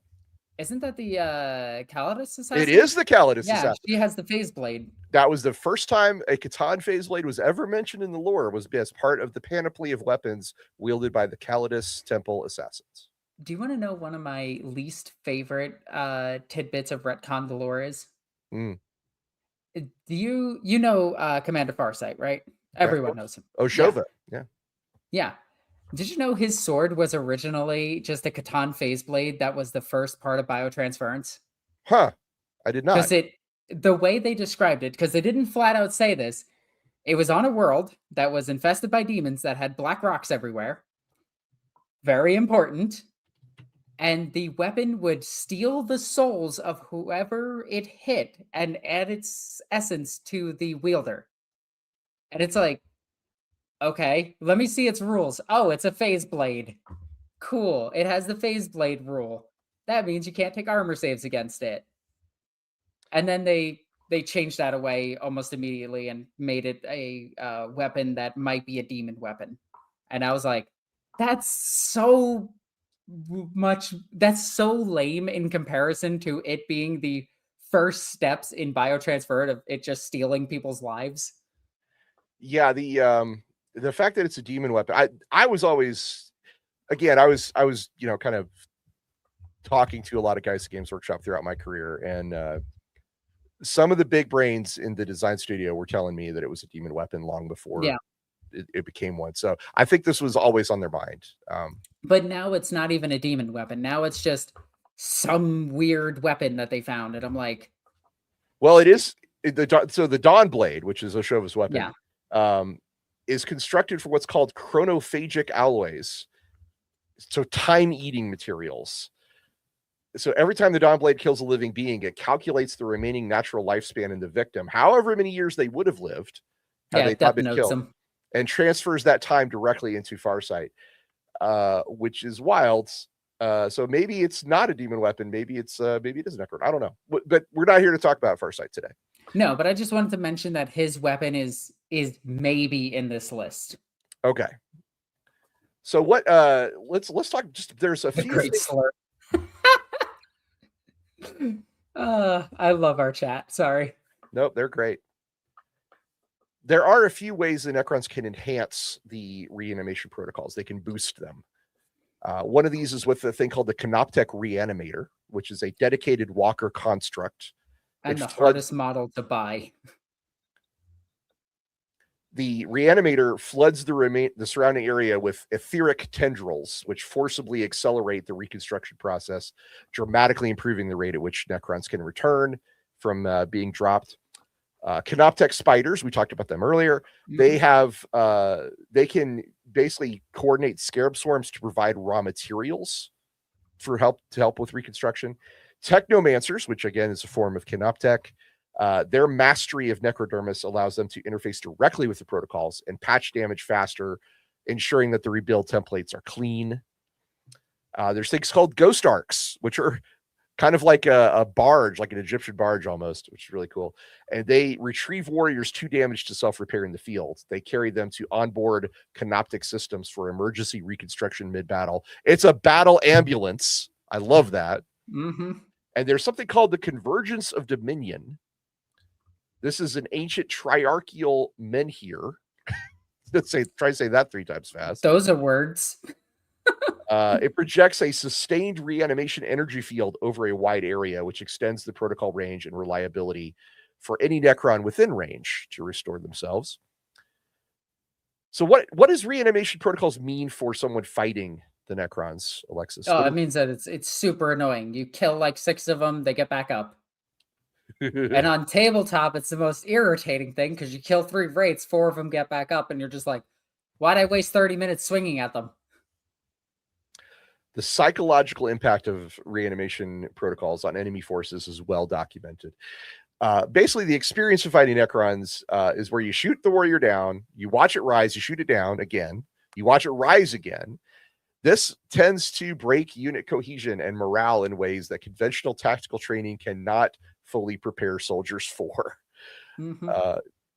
Astromilitar regiments that have faced Necrons report extremely high incidences of what the commissariat describes as recursive fear, the specific terror of an enemy that cannot be killed. We also call that PTSD. I mean, obviously, the Necrons themselves are aware of this effect, and some overlords deliberately order their forces to advance very slowly to show it off, basically. Specifically to collapse morale before the main assault makes contact with the enemy. But there is a part of this that is we need to talk about, because there's an aspect of the reanimation protocols that I know you, Alexis, are a big fan of. Do you want to talk about the Flayer Virus? Oh, the Flayer Virus, the Flayer Virus. This is fun. So, what happens when you kill a god? Well, that's right, you go insane. And then you start putting on people's skin and stabbing them with needle fingers. So, the Flayer Virus is the... it's almost like the black... Which one is the curse? Is it the Black Rage or the Red Thirst? Wait, the Red Thirst is a genetic flaw. The Black Rage is a curse. Yeah, it's like the Black Rage, where it's like a curse upon the entire species of Necron, where eventually, well, some of them, they will turn into these creatures that cannot be kept with other Necrons. They actually keep them in a subdimension. And in there is a Necron Lord that is unaffected, which is crazy to think about, that there is a single Necron Lord that leads all of them. But no one is brave enough to go in there and talk to them because she will turn into a Flayer.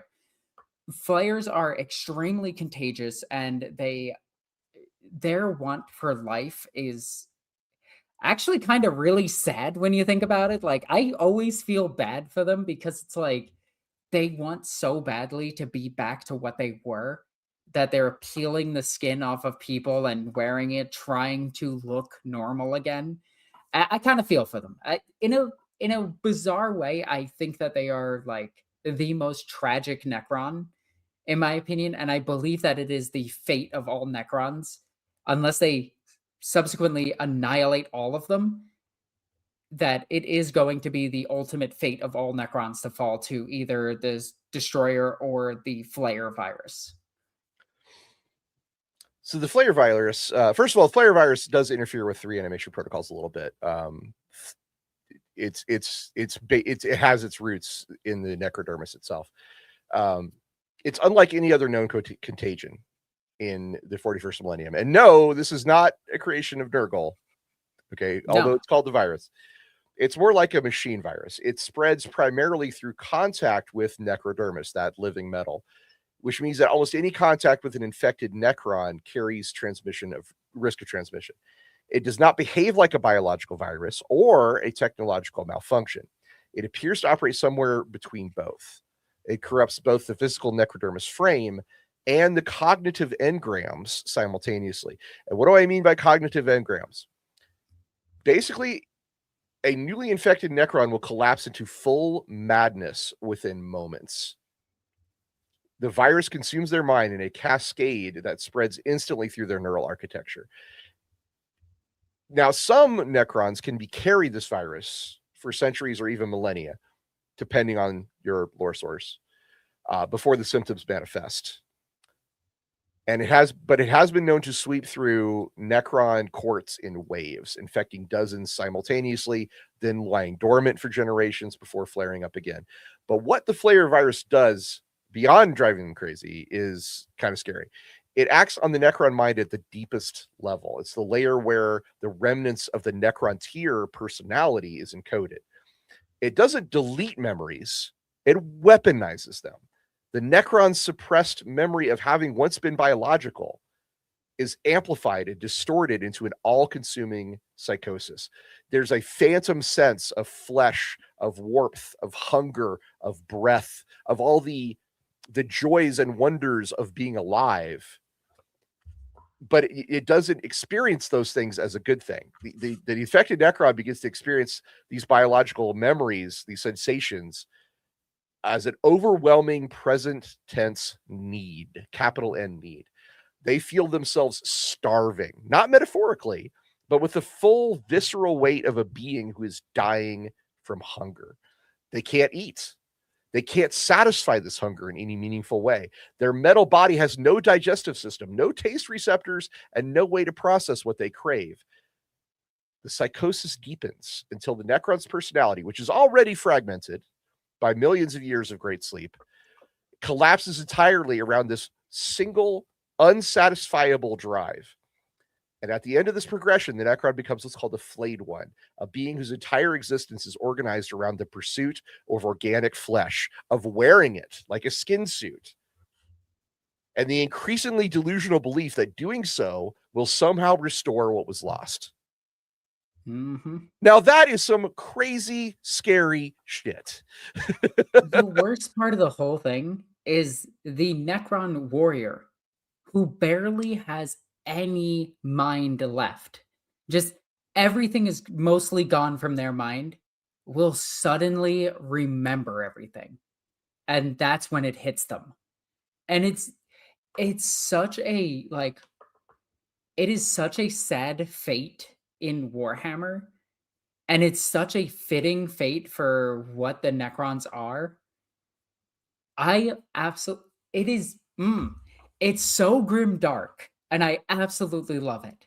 It's this, and then we weaponize this against them in our build series. Yeah, we have a show on Wednesdays, which is our bonus show, and we did one on Let's Build an Orc Freebooter, and that guy ends up taking boarding torpedoes full of flayers and sending them against Necron ships, which I was like, oh god, that's a war crime.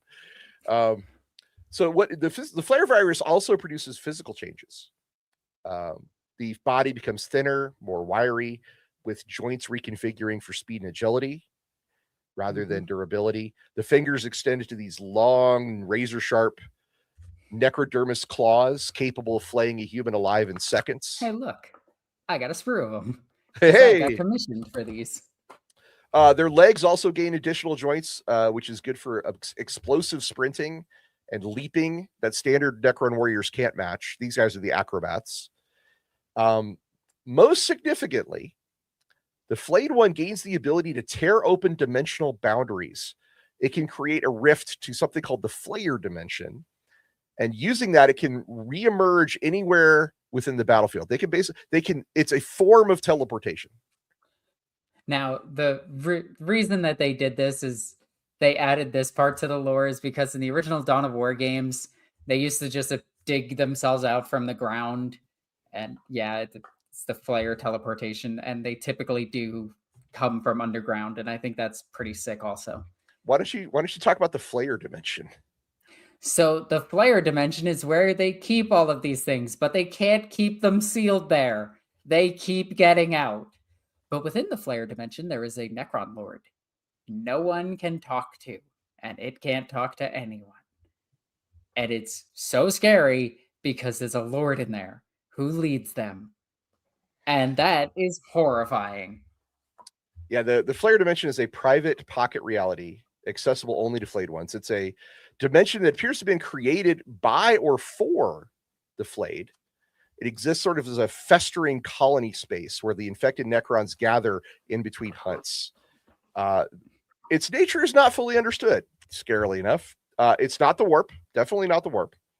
Necrons have no warp presence. And the Flayer dimension does not, this is, again, I want to be real clear, not the warp.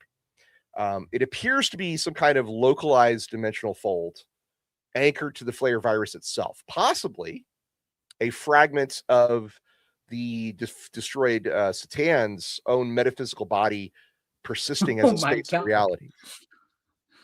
I just read this comment. Nestor Vitumbra, Necrons that lose card games are banished to the Flayer dimension. I'd rather die.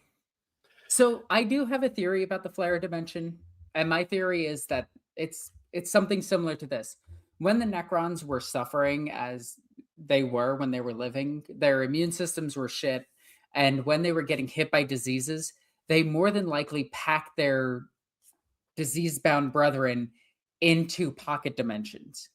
And one of these could have been for the Flayers, prior to it being a Flayer virus that we know of after the god died. The god might have amplified what they had.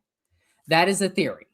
Some theories say that the flayed ones are specifically the Necrons who retained more of their original consciousness than the average warrior.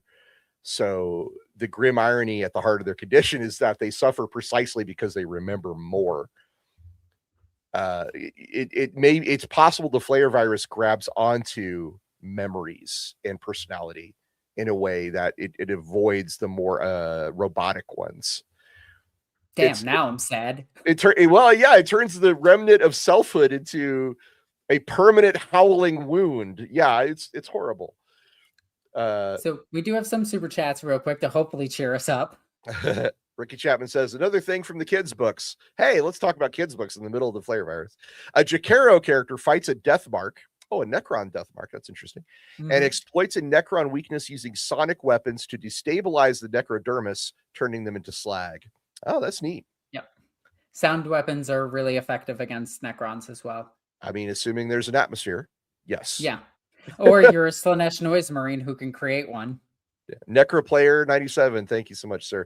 Necrons are pretty cool. Love my diet Tomb Kings. 7 out of 10. Needs more Cetra the Imperishable.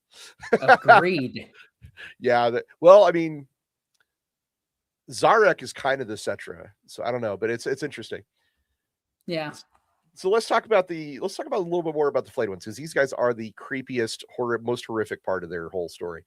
Flayed ones cannot be ordered, directed, or tactically integrated in any meaningful way into a Necron army. They are drawn to battlefields by the scent of blood and the carnage. This is a psychic resonance that pulls them from the Flayer dimension whenever killing is occurring nearby. They arrive uninvited. They slaughter anything in range, flay their victims, drape themselves in the wet remains, and leave.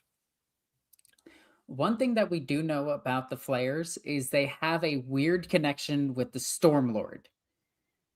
This might be just due to rules, but there is an old blurb in their book about the Stormlord being able to...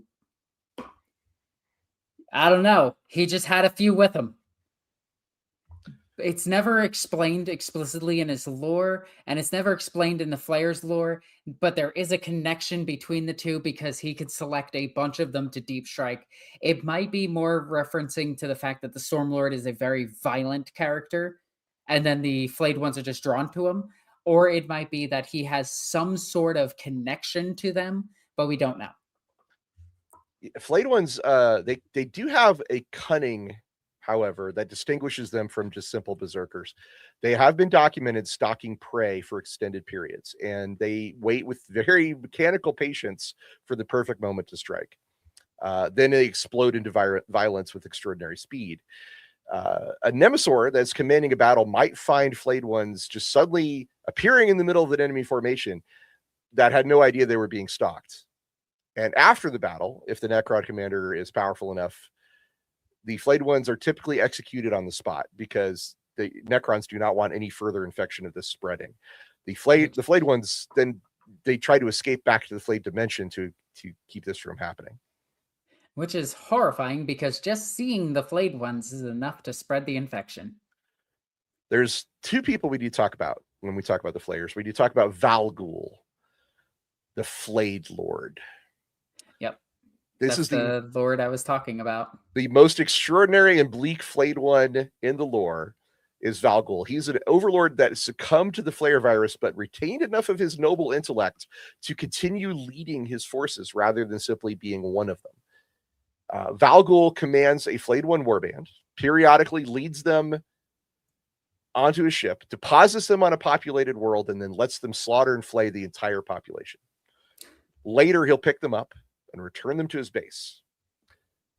This is running essentially a cattle operation for the flayed ones, providing them with the biological material they need to briefly feel something resembling satiation before the hunger returns.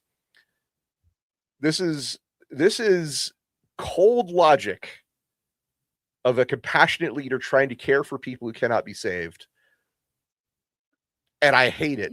I hate it so much. Oh my God. I love it. I love that it's so dark. Oh my God. It's so dark. It's so evil.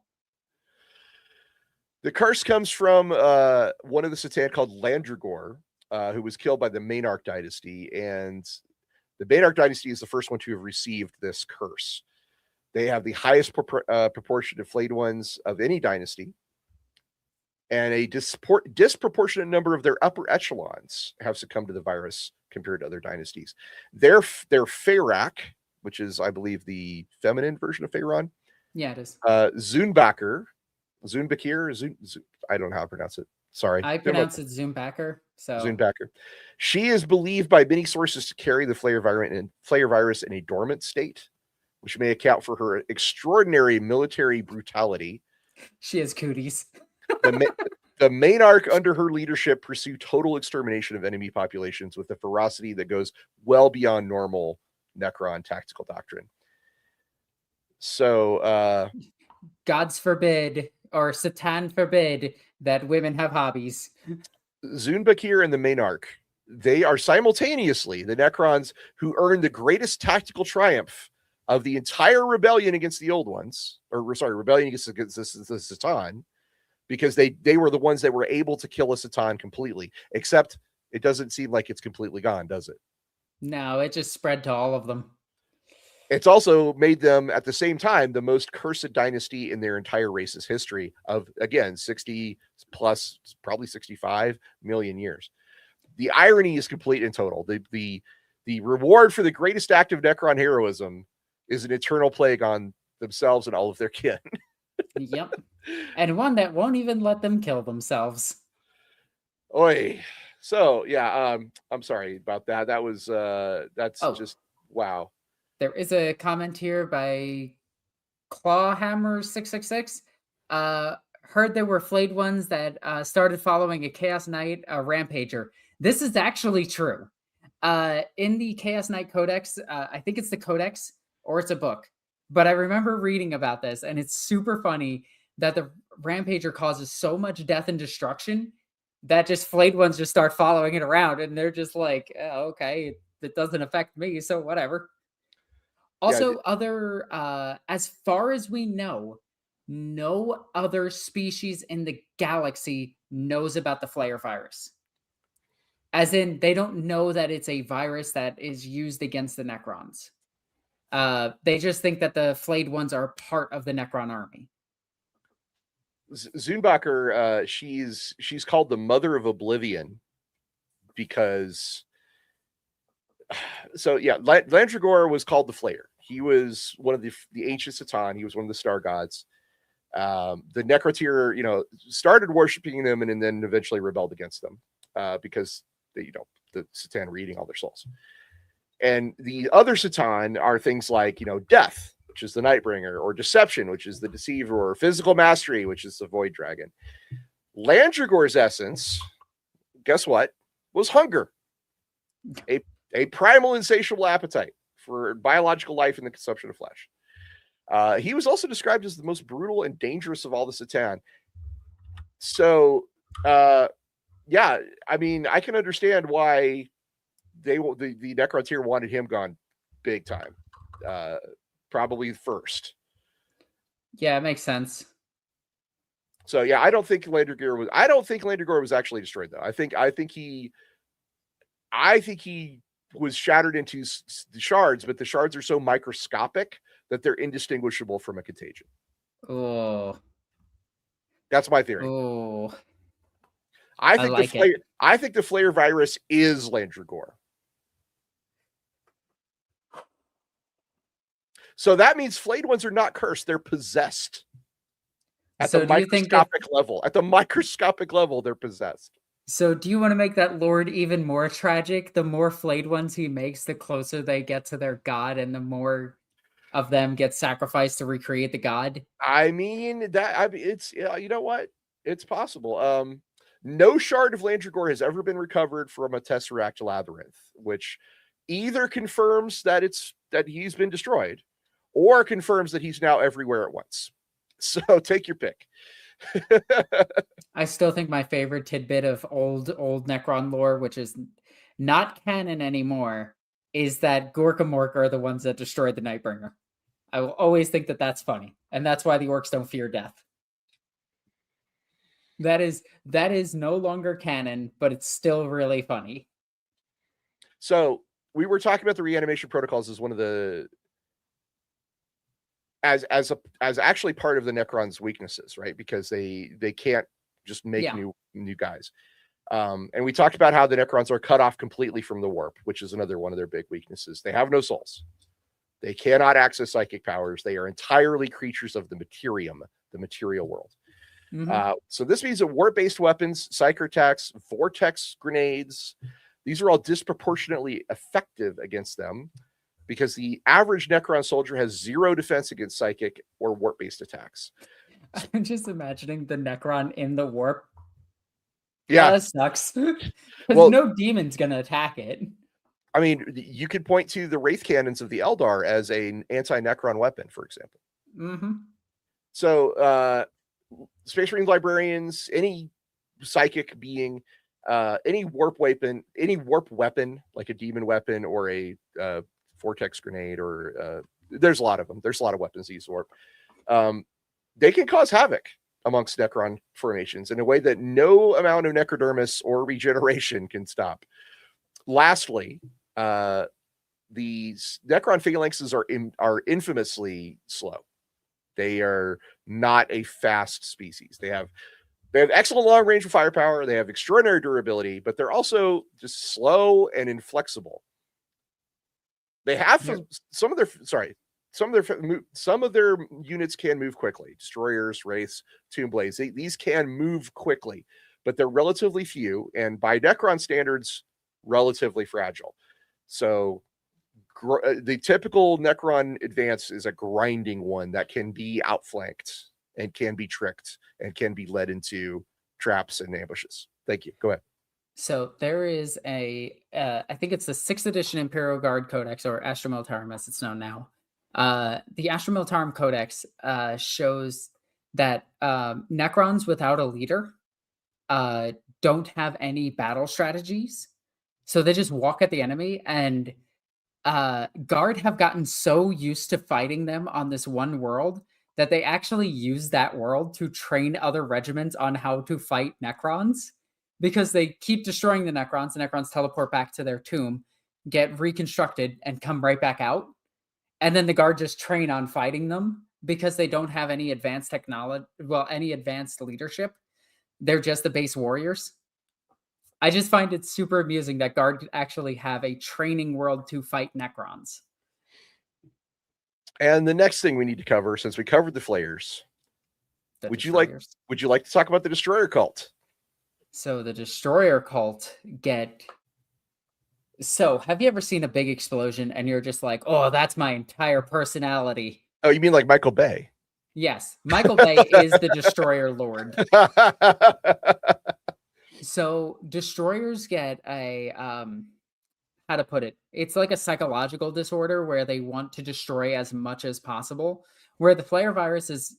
Well, actually, the Destroyer Virus is also... It's not a virus. The Destroyer cult is also a physical transformation. Because you get bigger weapons, you get more long range and bigger melee weapons, depending on what you are. The Destroyer cult gets an obsessive want and need to destroy things. And if they can't get that need fulfilled from others, they will just do it to themselves. They will destroy each other. Destroyers are extremely dangerous to keep around, but they can maintain themselves enough to actually have conversations. It's not contagious to the point where if you look at one, you're like, oh man, oh, I guess my arm's just a giant cannon now. Yeah, Destroyer cults get obsessed with destroying. That's pretty much it. And it is also, it's the single most destructive, or dangerous, I should say, dangerous internal threat to Necron civilization, and its spread is accelerating. Mm-hmm. It's an endpoint of a process that begins with personality degradation and ends in complete philosophical collapse. What do I mean by philosophical collapse? All I'm hearing is Alzheimer's is destroying these guys. Well, it is kind of like Alzheimer's. So as a Necron loses its individual memories, its preferences, its sense of self over millions of years, because that's what happens when you're in stasis, what remains is kind of the bare architecture of cognition itself, stripped of everything personal, left with only the most fundamental drives and observations. And it's important to point out that as a robotic body, there's certain primal instincts you cannot act upon. Let's just put it that way. Yeah.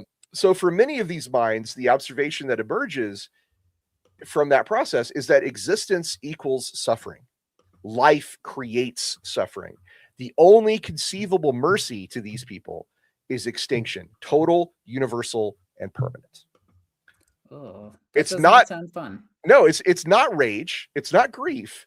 It's just it's a quiet conviction, frictionless and absolute, that has no emotional charge, because the emotional apparatus that would give it a charge is already eroded away. The Destroyers, they don't hate life the way that an angry person hates an enemy. They have concluded with cold, precise machine logic that life should not exist. You know, they really need another disorder that's just called the Malcolm disease, where it's life finds a way. Thank you, Jurassic Park. For anybody who doesn't know, Alexis is a huge Jurassic Park nerd. For her birthday, please give her all the Jurassic Park memes you can find. I don't know when your birthday is. November 9th. There you go. Which is hilarious, because I'm hoping for November 10th we get some good news. Anyway. Somebody will get that. I read here. Yep. So critically important, the Destroyer curse, or the cult, for lack of a better word, it primarily affects higher caste Necrons, the immortals and above, rather than your standard guys. This is because the standard guys, the warriors, they almost have nothing left to lose. Their personalities are already stripped nearly to zero by biotransference. So the Destroyer, it erodes the remains of yourself. So the Necrons with the most to lose are the most vulnerable, kind of like the Flayer Virus, but this is again more about philosophy. So a Necron Lord who had vivid memories, ambitions, a functional personality, he can find those things stripped away one by one over millions of years until nothing remains except that impulse to destroy life. And that's the destroyer cult. This means overlords are not immune. And when an overlord succumbs, the results for their dynasty can be catastrophic because now you have an entire military hierarchy turning against all organic life, including any vassal species that they were previously governing, including any, potential allies, including anybody that they were speaking to. Look, again, as Alexis pointed out, Necrons are the new Necrons, the current lore of Necrons, makes them a species that you could actually have a conversation with. They have ambitions and goals and beliefs and traditions. Mm-hmm. They are someone you can understand and relate to, as she said. But the destroyer cults and the Flayer virus creates Necrons that absolutely cannot be reasoned with. They are the Terminators because you can't talk to them. They just want to kill. The destroyer cult is now present on almost every tomb world in the galaxy, not just the fringe, but the crown worlds of the greatest dynasties. This spread is accelerating. The lore is very clear on this. More Necrons are succumbing in each successive awakening cycle than in the previous one. The most disturbing framing of this comes from actually something that was posted on Warhammer Community. The rate of new destroyers appearing is growing faster than the dynasties can exile or contain them. Yeah, it's getting real bad. Also, if you want to see a really good example of this exact thing happening, of a dynasty being normal at first and then falling to either the destroyer, falling to the destroyer cult, Infinite and the Divine is an amazing book. There are theories. Oh, go ahead. There is a character that might be the origin of the destroyer cult. There is a character by the name of Necrozor Amintar. And it's rumored that they are the reason that the destroyer has spread all throughout everything. And one really good super chat points this out. Leader 2457 says, what is important is destroyers are not stupid. Yep. They can think, they can act, they're very cunning, they're insanely brutal, they will destroy everything in their path, and they can adapt to battlefield changes. So if you are a, say, Locust Destroyer, which is a Locust Destroyer has a hover platform underneath and half a Necron on top where their arm has molded into a gigantic gauze weapon. Say they need to kill something in melee, they can then change their body to turn into a Scorpek Destroyer, going on tri-limbs and running across the battlefield to kill things with melee arm Tomfa blades. Yeah, there's two subcults. There's the Locust subcults, which is ranged annihilation. They hover above the battlefield on anti-grav platforms, and they favor efficiency and clean kills. And then there's the Scorpex, which we was just talking about, and they prefer physical violence. They prefer direct, close-range butchery, tearing their victims apart with hyperphasic blades. Some lore suggests that the Scorpex have rejected even the efficiency of ranged killing because it's too abstract, and the act of destruction must be felt rather than observed. There are some theories in the lore that suggest that the destroyer cult may be some sort of remnant of a Satan directive, a latent command implanted in the Necrons command protocols by the Satan before the rebellion, designed to eventually trigger and reduce the Necrons back to the mindless exterminators that they originally were. Nothing's been confirmed. I really like that theory. Nothing's been confirmed, but the theory is disturbing precisely because it fits perfectly with what the Satan were. Are you telling me the Deceiver tricked them again? I'm just saying. I'm just saying. I just love that one of them is called the Deceiver and is always referred to as the Deceiver, and never once did they just go, this guy might not be telling the truth. It's kind of like when you find out Horus's last name is Heresy. That's a joke. We have been talking a lot about the caste structure. I want to make sure and get that out as well. There is a caste structure in the Necron dynasties. The very apex is the Pharaons. They're the supreme rulers, the commanders of the royal house. They have absolute loyalty from every Necron underneath them. Then there's the overlords. These are the individual tomb world commanders, or sometimes like small subsectors, things like that. They maintain a royal court of subordinate lords, cryptex officers. An overlord with a sufficiently large tomb world technically commands hundreds of nobles below them, but through those nobles, like thousands of legions. Overlords who distinguish themselves in campaigns can earn the title of Nemesor, which makes them a kind of like a marshal, like a field marshal. Mm-hmm. Or Duke. Yeah. The lords, the Necron lords of the lesser nobility. These are the administrators, the regional officers, the commanders of smaller forces. They aspire to overlord status.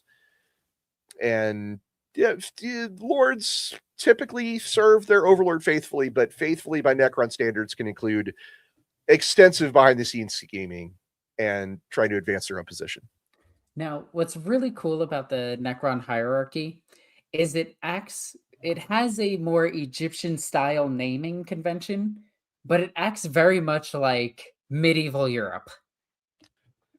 Now, I'm not saying that it doesn't act like ancient Egypt, because that probably also existed in ancient Egypt, where it's like, yes, I am your lord, overlord. I will follow your rules. Stab him. Put a flare in his bunk. Dear God. The cryptex that we have mentioned, the cryptex several times.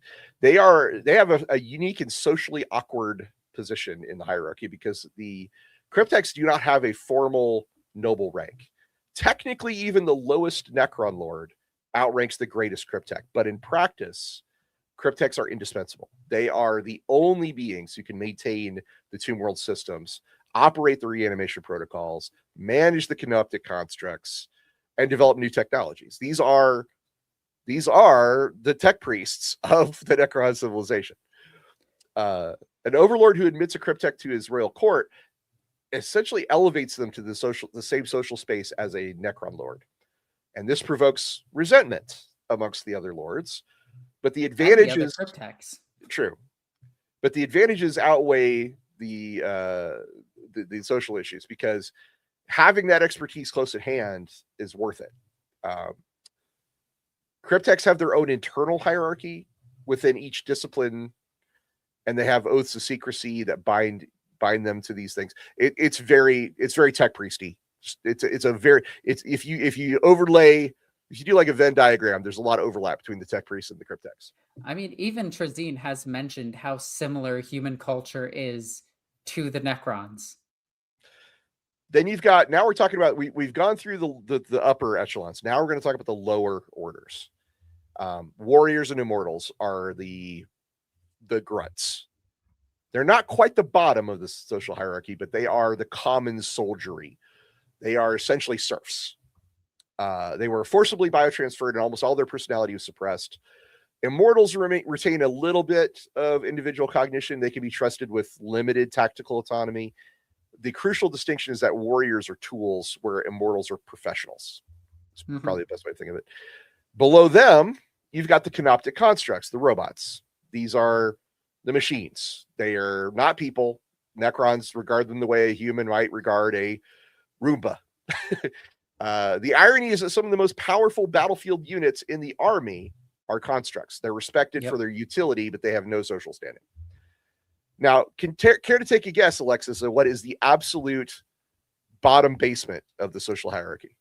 Well, I'm going to guess it's the Scarabs. Nope. Oh, what is it? It's the Satan Shards.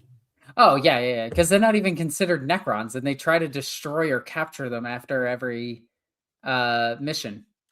Satan Shards are considered lower than the lowliest slave. They are now despised prisoners, exploited for their power. No Necron would ever grant a Satan Shard any social consideration. They are like, screw those guys in particular. Except for Nemesor Amintar. Well, he's an exception. He's an exception. Absolutely an exception, yeah. And we've talked a lot about how the personality kind of slips away over a long period of time. The Great Sleep did this. There are profound cultural consequences that the Necrons are only now beginning to realize and reckon with from being put to sleep for 60 million years. The biotransference process was imperfect. The C'tan consumed the soul that would have stabilized that psyche. And the passage of time has worn the Necrons down in ways their bodies will never show. It's all the scars are on the inside, baby. Personality degradation is the biggest consequence of this. It's a slow erosion of memory, identity, individual character, and it afflicts every Necron to some degree. Warriors, these guys, again, they're tools. Necron warriors, their personalities are almost completely suppressed. Overlords do retain some vivid memories of their lives. They can feel themselves losing pieces of these with every awakening cycle, becoming progressively less the person that they once were and more simply a machine.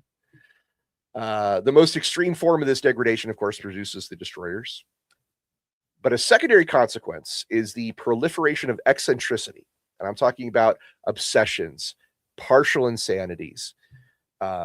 High-ranking Necrons who have had 60 million years of being reduced to a thin sliver of consciousness develop fixations on things. Trazyn's collecting compulsion is one of these. Zondrek is a Necron overlord who believes he's still fighting the war in heaven. He never stops. He's like, yeah, all those Space Marines look like old ones to me. And then which is the Necron that still thinks he's a Necron tier? I think that might be Zondrek. Because he has Oberon with him. And then Orican, which we talked about, is the diviner. He's got that paranoid secrecy. These are all symptoms of the same underlying problem. Mm-hmm. Now, there is one thing I do want to bring up, and it's the C'tan betraying the Necrons at almost every turn that they get now. The C'tan are so despised by the Necrons that the C'tan actually reach out to other factions to try and get them to help them out. And this has happened 2 to 3 times now. One is a theory, one actually happened. Belisarius Cawl traded a piece of a Necron to Inquisitor Drazyn, the bald girl with the dragon. Oh, yeah, I don't know. Draxus, that's her name. And in the ensuing fight against the Necrons during the Pariah Nexus, she actually unleashed that C'tan shard against the Necrons, and it was the Void Dragon. Which, if you connect the dots of multiple stories, Belisarius Cawl took that from Mars. He took a piece of the Void Dragon of Mars. There's a theory, and I love this theory. There's a theory that the Webway Gate behind the Emperor's throne is actually a dolmen gate. Mm-hmm. that was established by the Void Dragon during the War in Heaven, which would make Mars and Earth, or Terra, Mars and Terra would be then the home of one of the C'tan and a former tomb world. Yep. So we do know that there is something Necron contained on Mars. If you have any reading comprehension, it's the Void Dragon. One of the largest shards of the Void Dragon is contained on Mars. In earlier lore, it was the entirety of the Void Dragon is on Mars. But nowadays, it's shards of the Void Dragon are on Mars, but it's a large shard. The theory goes that the Emperor went to Mars prior to the Adeptus Mechanicus or Adeptus Mechanicum and made a deal with the Void Dragon in exchange for the technology to defeat all of the techno cults of Terra, and gave him Mars and all of them to worship the Void Dragon as the Omnissiah. But to make it official, he had to be the figurehead. So they were still worshiping the Omnissiah, so they would give power to the Void Dragon in exchange for them to have a technological boom of a planet, which could then spread across the galaxy as the Emperor was doing his thing on Earth. Which then, when he went to Terra, the Emperor knew all of the technology that Mars had because of his deal with the Void Dragon. So when he had to go and prove that he was the Omnissiah, he simply put together a Titan like it was nothing, using his psychic powers. It was either a Titan or a Knight. I can't remember which one. But he put together a big robot. And the Martians were all like, damn, that's cool. We're following you now. And that's where the theory ends. I just think that the Emperor made a deal with the Void Dragon of Mars. We will probably have to do an episode on the Void Dragon at some point. In the Adeptus Mechanicus, when I got to write the Lathe Worlds book for Dark Heresy, we introduced these guys called the Lord's Dragon, which was a shadowy internal enforcement body within the Mechanicus, kind of like an Inquisitor group. So I just thought that was fun. We did that as a little nod to the idea that the dragon was a big part of it. I should also say here that Necron attitudes toward non-Necron life vary enormously by dynasty and by individual ruler. You can't just look at the Necrons as a monolith. Okay. The Necrons are diverse enough that no single policy applies. The majority of the Pharaons, they regard other species as squatters. They are living on what was once Necron territory, and therefore they are obligated to either pay tribute, leave, or die. Imhotep, the Stormlord of the Sautek dynasty, we talked about him very first. He maintains over 500 worlds of vassal species who pay tribute but are otherwise left to govern themselves. Get it? The 500 worlds? Yeah, that might actually apply to the Sautek dynasty. It's not subtle. So it's a system not unlike the Imperium's own feudal structure. Arguably even more efficient, although I don't want to be ruled by crazy immortals robots. So there's that. Other Pharaons, particularly those closer to the destroyer mindset, they just kill everything. Rare few Necron nobles have developed genuine respect for certain individuals of other species. The Silent King has admired Sanguinius of the Blood Angels. Necrons universally fear and loathe the Tyranids, not for moral reasons, just for entirely practical one. If the Tyranids consume all biological life in the galaxy, there's nothing left for the Necrons to transfer their consciousness back into. They will never return. Dang it. Yeah. So what does death look like for Necrons? The part of this, perhaps the strangest aspect of Necron culture, is their relationship with death and the afterlife, or perhaps the absence of one. What do you think? What do you think Necrons look at death? How do you feel they look at death, Alexis? Okay. Do you want the sad reality of it? Go for it. Probably as a relief. As weird as it is, if a Necron dies, and let's say a Necron Lord dies, and they are not Destroyer, nor are they Flayer, and they actually die with their consciousness, for the most part, intact, that is a good eternal rest for them. But I could also see them absolutely fearing death. Well, here's how I see it, and I want to be clear. This is lore based, but there's so many retcons with the Necrons that it's difficult to say that this is entirely true. Yeah. So this is an informed guess, I guess I would put, about how this is handled. Necrons have no souls in the warp sense. When a Necron is destroyed beyond recovery, there's no echo in the Immaterium, no ghosts, nothing. The Satan consume their souls during the biotransfers process. And to me, that means that unlike every other sapient species in the setting, there is no afterlife waiting for Necrons. They achieved what they wanted. They got their immortality, but the immortality is purely physical, purely mechanical. The body persists. The personality erodes. The soul is gone. And there's nothing waiting on the other side except silence. Oh, that is sad. I think that actually accounts for how they act, though, because they cope with that with obsessing over power and status, or they dedicate themselves, like the Silent King has, to a project to find them a new form of existence that could offer them something more than just this mechanical limbo that they exist in. And then there's the ones that just stop caring altogether and join the Destroyer cult. Damn, they're really tragic, aren't they? I mean, it's a little bit bleak, y'all. We do got a super chat that I saw a while ago, but I forgot to grab. My bad. Oh no big deal. I saw it too. I was wanted to get to a good point where we could address it. Stephen Yep. Lucas, thank you so much, sir. Dark Age humans and other Xenos have never tried to reverse engineer Necron stuff.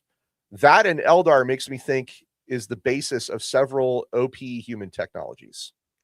So yes, Necron stuff is, for the most part, a lot of species do try to reverse engineer it. The Imperium does have, I think, 2 weapons based on Necron technology, the most famous being the Necron's phase blades. I think the other is a Gauss type weapon that the Imperium used to use, but doesn't anymore. Maybe the Disintegrator owes like some part to Necron reverse engineering, but probably not. Eldar technology, no, the Imperium used to use Eldar technology, but then the writing got different. It's really, they would be doing all of this, but they don't.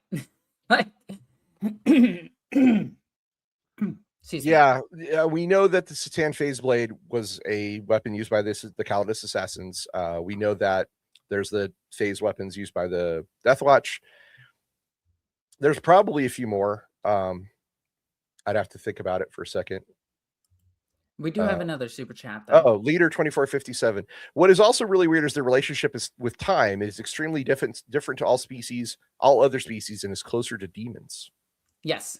Yeah, demons I think the reason that demons are so closely connected to time travel in 40K is so that they don't do stupid shit with time travel. There's always the out of, if you do it too much, demons will appear. Even though demons versus Necrons wouldn't be that hard of a fight for the Necrons, because they would just activate their Blackstone and banish them. Blackstone. You talk about Blackstone. What is Blackstone, Alexis? So Blackstone, or I forget its name. Necrolith. Necrolith is a material that could either enhance or disrupt warp presences. Abaddon has found a way to use it to enhance the psychic rifts and everything and psychic powers, but the Necrons use it to suppress and cut off ties to the Immaterium. The Cadian pylons were made out of Blackstone. The Blackstone fortresses were obviously. Yep. And all of this technology was used to stop the Eldar from using their psychic powers because they were just way too strong. It's implied that the Pale Spear, which was Alfarius's weapon, is based on Necron tech. It does phase through stuff, so I could see it. Noctilith, not Necrolith. Noctilith is the term. According to some lore, the Pariah gene may be related to Necrons. Yeah. We're gonna skip over the pariahs though as a unit. Yeah, they are no longer canon. Yeah. So it's some things, particularly the Officio Assassinorum and the Death Watch they use, and certain Inquisitors use some of it, but it's let's just say its study is stunted in the Imperium. Oh yeah, and somebody does point out the Darkfire weapons of 30K are suspiciously Eldari. Yeah, they are. They are 100%. Yeah, absolutely. Okay. Where was I? We talked about the Flayers. We talked about the Destroyer Curse. We talked about the reanimation protocols. I think we covered the basis of the Necrons. Yeah, we've gone pretty deep. Oh, there's the other Satan. The Nightbringer? He's I don't know. Big scary boogeyman.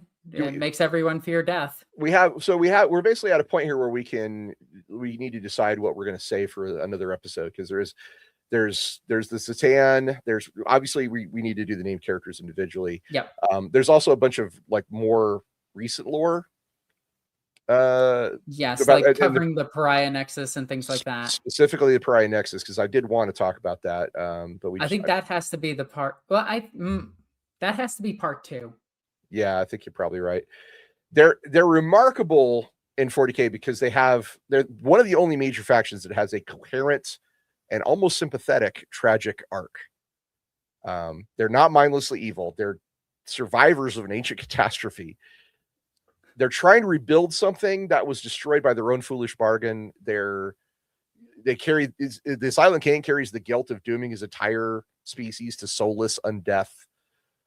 Imhotep is trying to forge an empire before time runs out. Even the Satan, for all their apocalyptic menace, they're just shattered remnants of something that was once free. Could you imagine if they, they would just be like cloud nimbulus. God, fuck, I can't say that word. Nebulous? Thank you. Nebulous clouds that just fed on stars. So here's a couple of questions I want to I'll bring this to a close with. Will the Silent King ever succeed in reversing biotransference? Short answer, no, GW won't let him. Long answer, maybe, but I think ultimately he will be destroyed. Like, as weird as it is, I think the Silent King is doomed no matter what. It'd be interesting. I mean,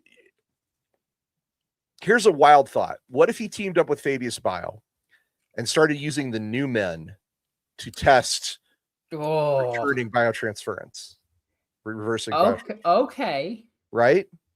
I really wish it was more than just Fabius Bile to do there's the gene rights of the moon, Luna. There's the Selenite, the Deathcore Krieg. Well, there's those guys. Yeah, I mean, they already consider themselves dead.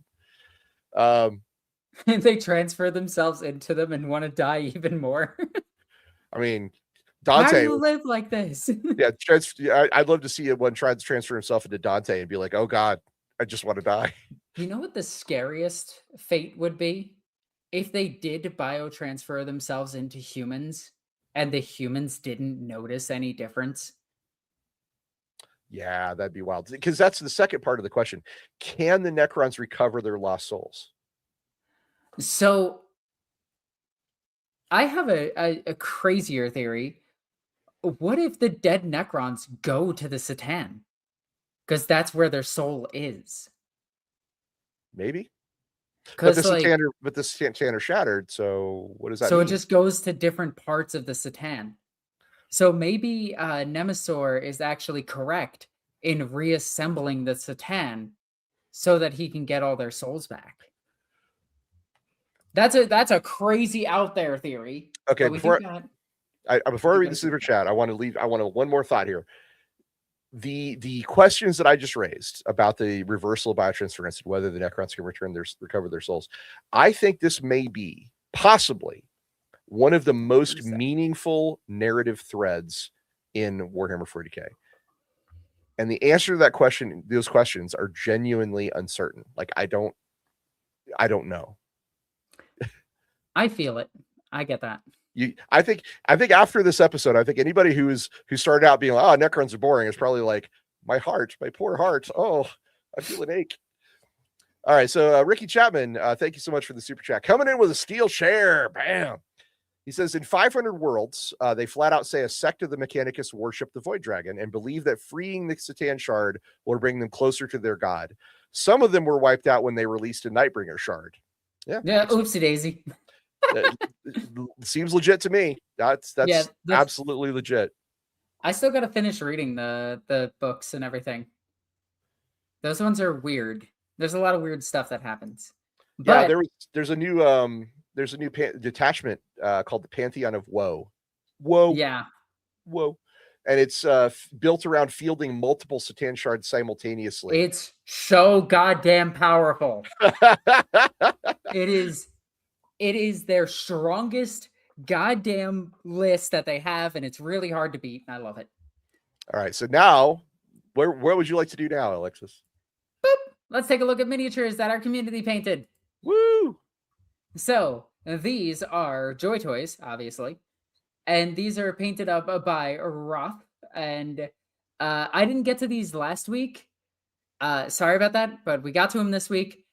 And this Gene Stealer looks like it had its skin removed, and I absolutely love how gruesome it is. It is very, very gross looking, and I love it. It kind of looks like a liquor from Resident Evil. It really does. It really does. Actually, I wonder if that's intentional. But I don't know. I feel like the first thought out of my head is like thin your paints. Well, yes, of course. Also, the uh, uh, brain work, the mega knob in the middle, the custom force field on it is very small. I like it. It's his own custom force field just for him. Just for him. Nobody else gets it. But overall, I like these. Joy Toy repaints are always really cool to see, and I love seeing them. Let me make sure I get the next picture. So we got rid of that one. We got an old ball predator. Yeah, baby. What's going on with that assault cannon? Is that like a double-sized assault cannon on one side and a small-sized cannon on the other one? I think it's just a kit bash from when they were a kid. Wow. Yeah, because it says it's their childhood ball predator. I like it. It's from Hitman 1213. And honestly, painting this as a kid, good job. I love the old Hunter Killer rocket when it was still a rocket. Mm-hmm. Mm-hmm. It's so silly, and I love Looks it. like a model rocket almost. It does. That's why I think they're great. All right, let me do this so I can. Oh, of course, I messed up. Sorry. My eyes, the goggles, they do nothing. Okay, we did it. Ooh. Now, wow. Next up, we have a lot of guardsmen, and this is done by Nestor. Nestor, you can paint my army anytime, bro. These look good as hell. So look at that. What the heck? I didn't know that would happen. Look at that power sword. The color shading on that power sword is outstanding. And the look at the barrels and the hell guns and the melt gun and the flamer just with the burn marks. That's tasty. That's gonna win some awards at a tournament. Like, that's really good. Yeah, this wins best painted at a tournament, no question. Damn, look at that, the highlights on the face and everything. Damn, you could paint better than me, buddy. I am deeply impressed. Well done. A shotgun. Yeah, looking cool. Love it. Keep this for close encounters. The melt-a-gun. Yep. I love the beret on these guys. It's so silly. Oh, he's got them painted up as Inquisitional Stormtroopers. That's interesting. Yeah. This is crazy. That's an Elysian, isn't it? That's an Elysian. Yeah, he's got the bullpup lasgun. Check out the lasgun model there. He's got the pads. That's totally an Elysian drop troop, but he's painted really well. Love the visor highlights. Well done. Okay, moving on. We got the flamer. I'm also going to make sure that flamer. Okay, there's one more after this because I see people posting stuff in here, and we're going to talk about it, of course. And then lovely. So this is again done by Nestor. This is an Imperial notice board. I love this, but I really love the idea that there should be a crier here, or a scryer, or however you want to pronounce it, to read everything for them, because most Imperial citizens can't read.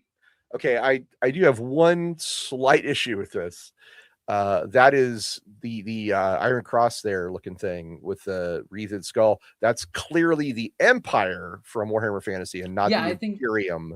I think this is it just says Imperial notice board. No, look at the pictures on the notice board. Those are 40K pictures. Oh yeah. So that's my concern here, is like, it's really well painted, it's beautiful, it's extremely well done. But that's an Empire emblem, not an Imperium emblem. You never know. This might be a different planet that uses that symbol over the current one. Okay, you know what? If there's a good story behind it, I'm down. Yeah. I'm down if there's a good story behind it. Moving on. Yeah, Destroying. Look at that. What's really cool about this is that's a Sola Auxilia body for a Vestroyan. Nice. I dig it. I love that. It's got a needle pistol, a power or a turnable saber in this case. This is really good. Yeah, damn good. Damn good.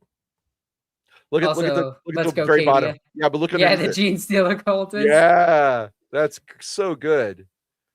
He's even got like a page from the rule book with a little chart. Yep. Wow, well done. And then this is something I painted up recently. Okay, I there's think my I boys. showed you this already. There's my boys. That's dark. That's Heresy era Dark Angels, everybody. Holy shit, that looks awesome. Thank you. I worked pretty hard on this. Getting his legs right on the basing was so difficult. Like, it was so annoying to fiddle with this guy. Also, the weapons are completely removable and everything. And I wanted him in a, like, moving pose. Because I don't like static dreadnoughts. But speaking of static dreadnoughts, this is how big the Saturnine is. He's as big as 2 dreadnoughts stacked on top of each other. Specifically 2 Castroferum ones, yeah. Castiferum ironclad dreadnoughts. Yeah.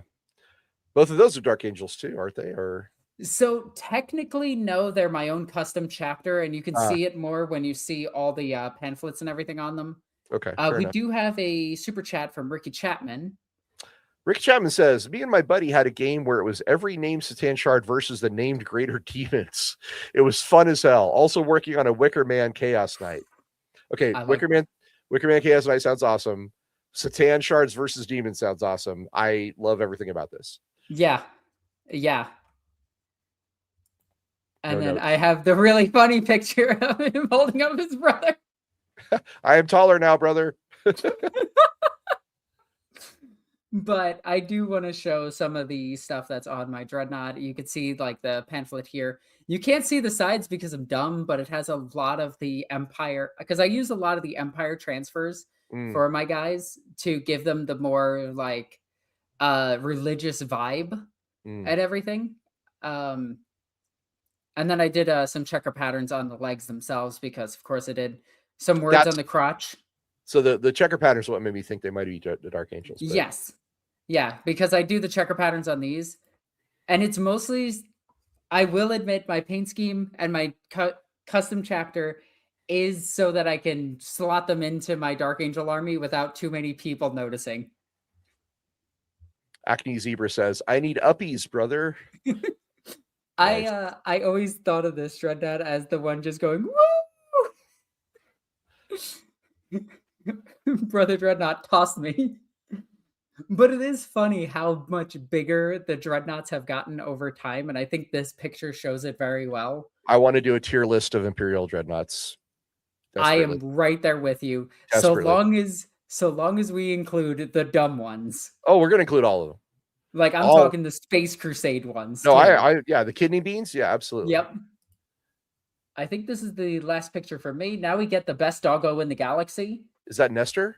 Yeah, this is Nestor. I think this is also for his kill team. Nice.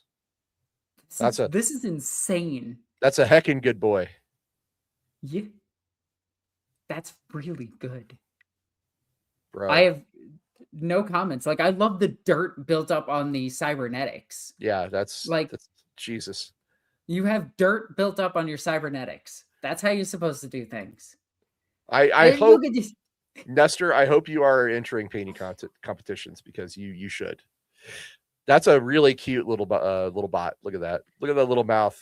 So this is from Roth again, and it is the cutest little guy ever. I also, every time I do commissions for Necrons, I always slip little funny faces on them and then wait to get a message back being like, Alexis, what the fuck? That's really cute looking. Good job, Rothian. I like that one. All right, let me make sure I get the next ones up real quick because there is a really, really, really nice house. This is done by Hellflayer. Nice. And let's get rid of this picture. I am currently using these right here, this kit here. I'm building a Blood Bowl stadium, and it's a work in progress right now, but I bought 4 of these to build the Blood Bowl stadium. So one at each, 2 at the midfield, 2 at the midfield, with the announcers on each side. And this kit is so good. It's a good kit. I love what you're doing with the Blood Bowl Stadium, but I want to call out this is a very well painted piece of terrain. So terrain needs to look good. It doesn't need to outshine anybody, but it needs to look good, right? And this is a perfect example of terrain that looks good but will not overshadow the models themselves. Well done. Yeah. I absolutely love this. I also love that you're working on a Greater Demon, and it looks like over here you have a Gundam kit. You have a good life. And then Yeah. you get to see the Who's this moon. again? Who's this again? Hellflayer. Hellflayer, what's your favorite Gundam series? Look at this. This is so good. This is exactly what you want in your terrain. You want it to be nice as a good backdrop for your miniatures. You want your games interactive, and you want it to just look good enough.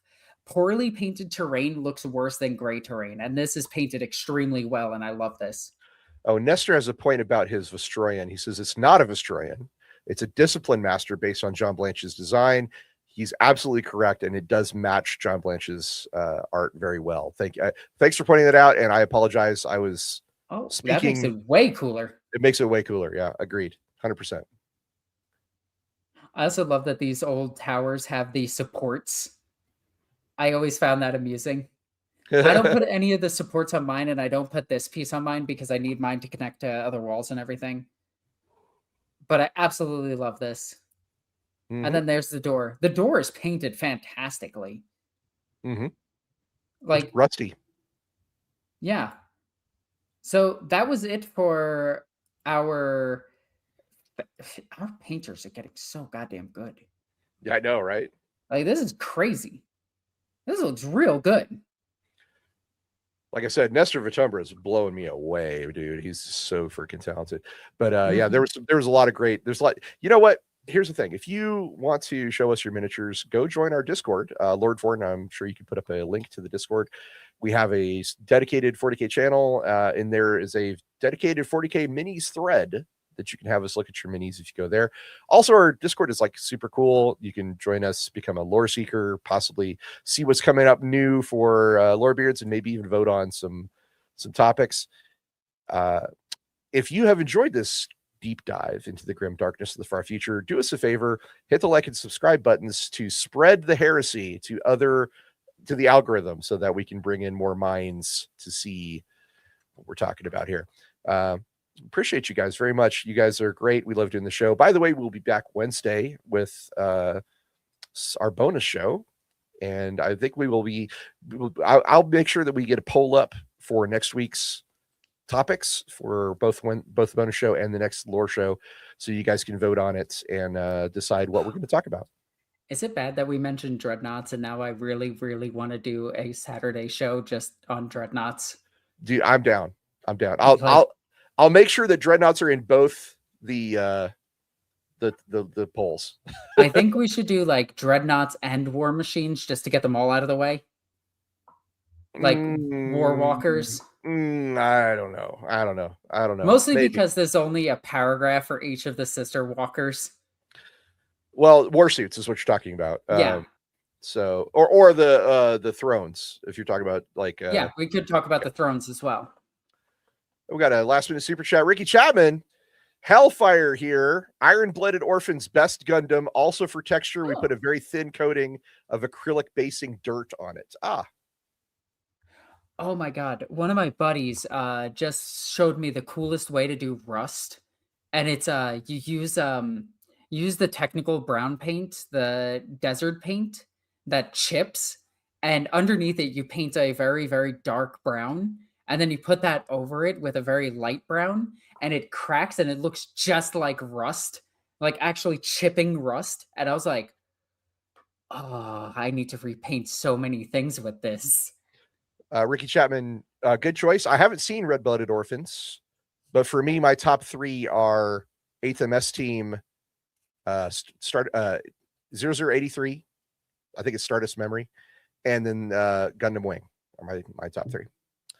But yeah, I'd love to see Iron-Blooded Orphans, so I'll have to keep that in mind. Thank you, Ricky Chapman. Which Gundam series had Shining Gundam in it, or Burning Gundam?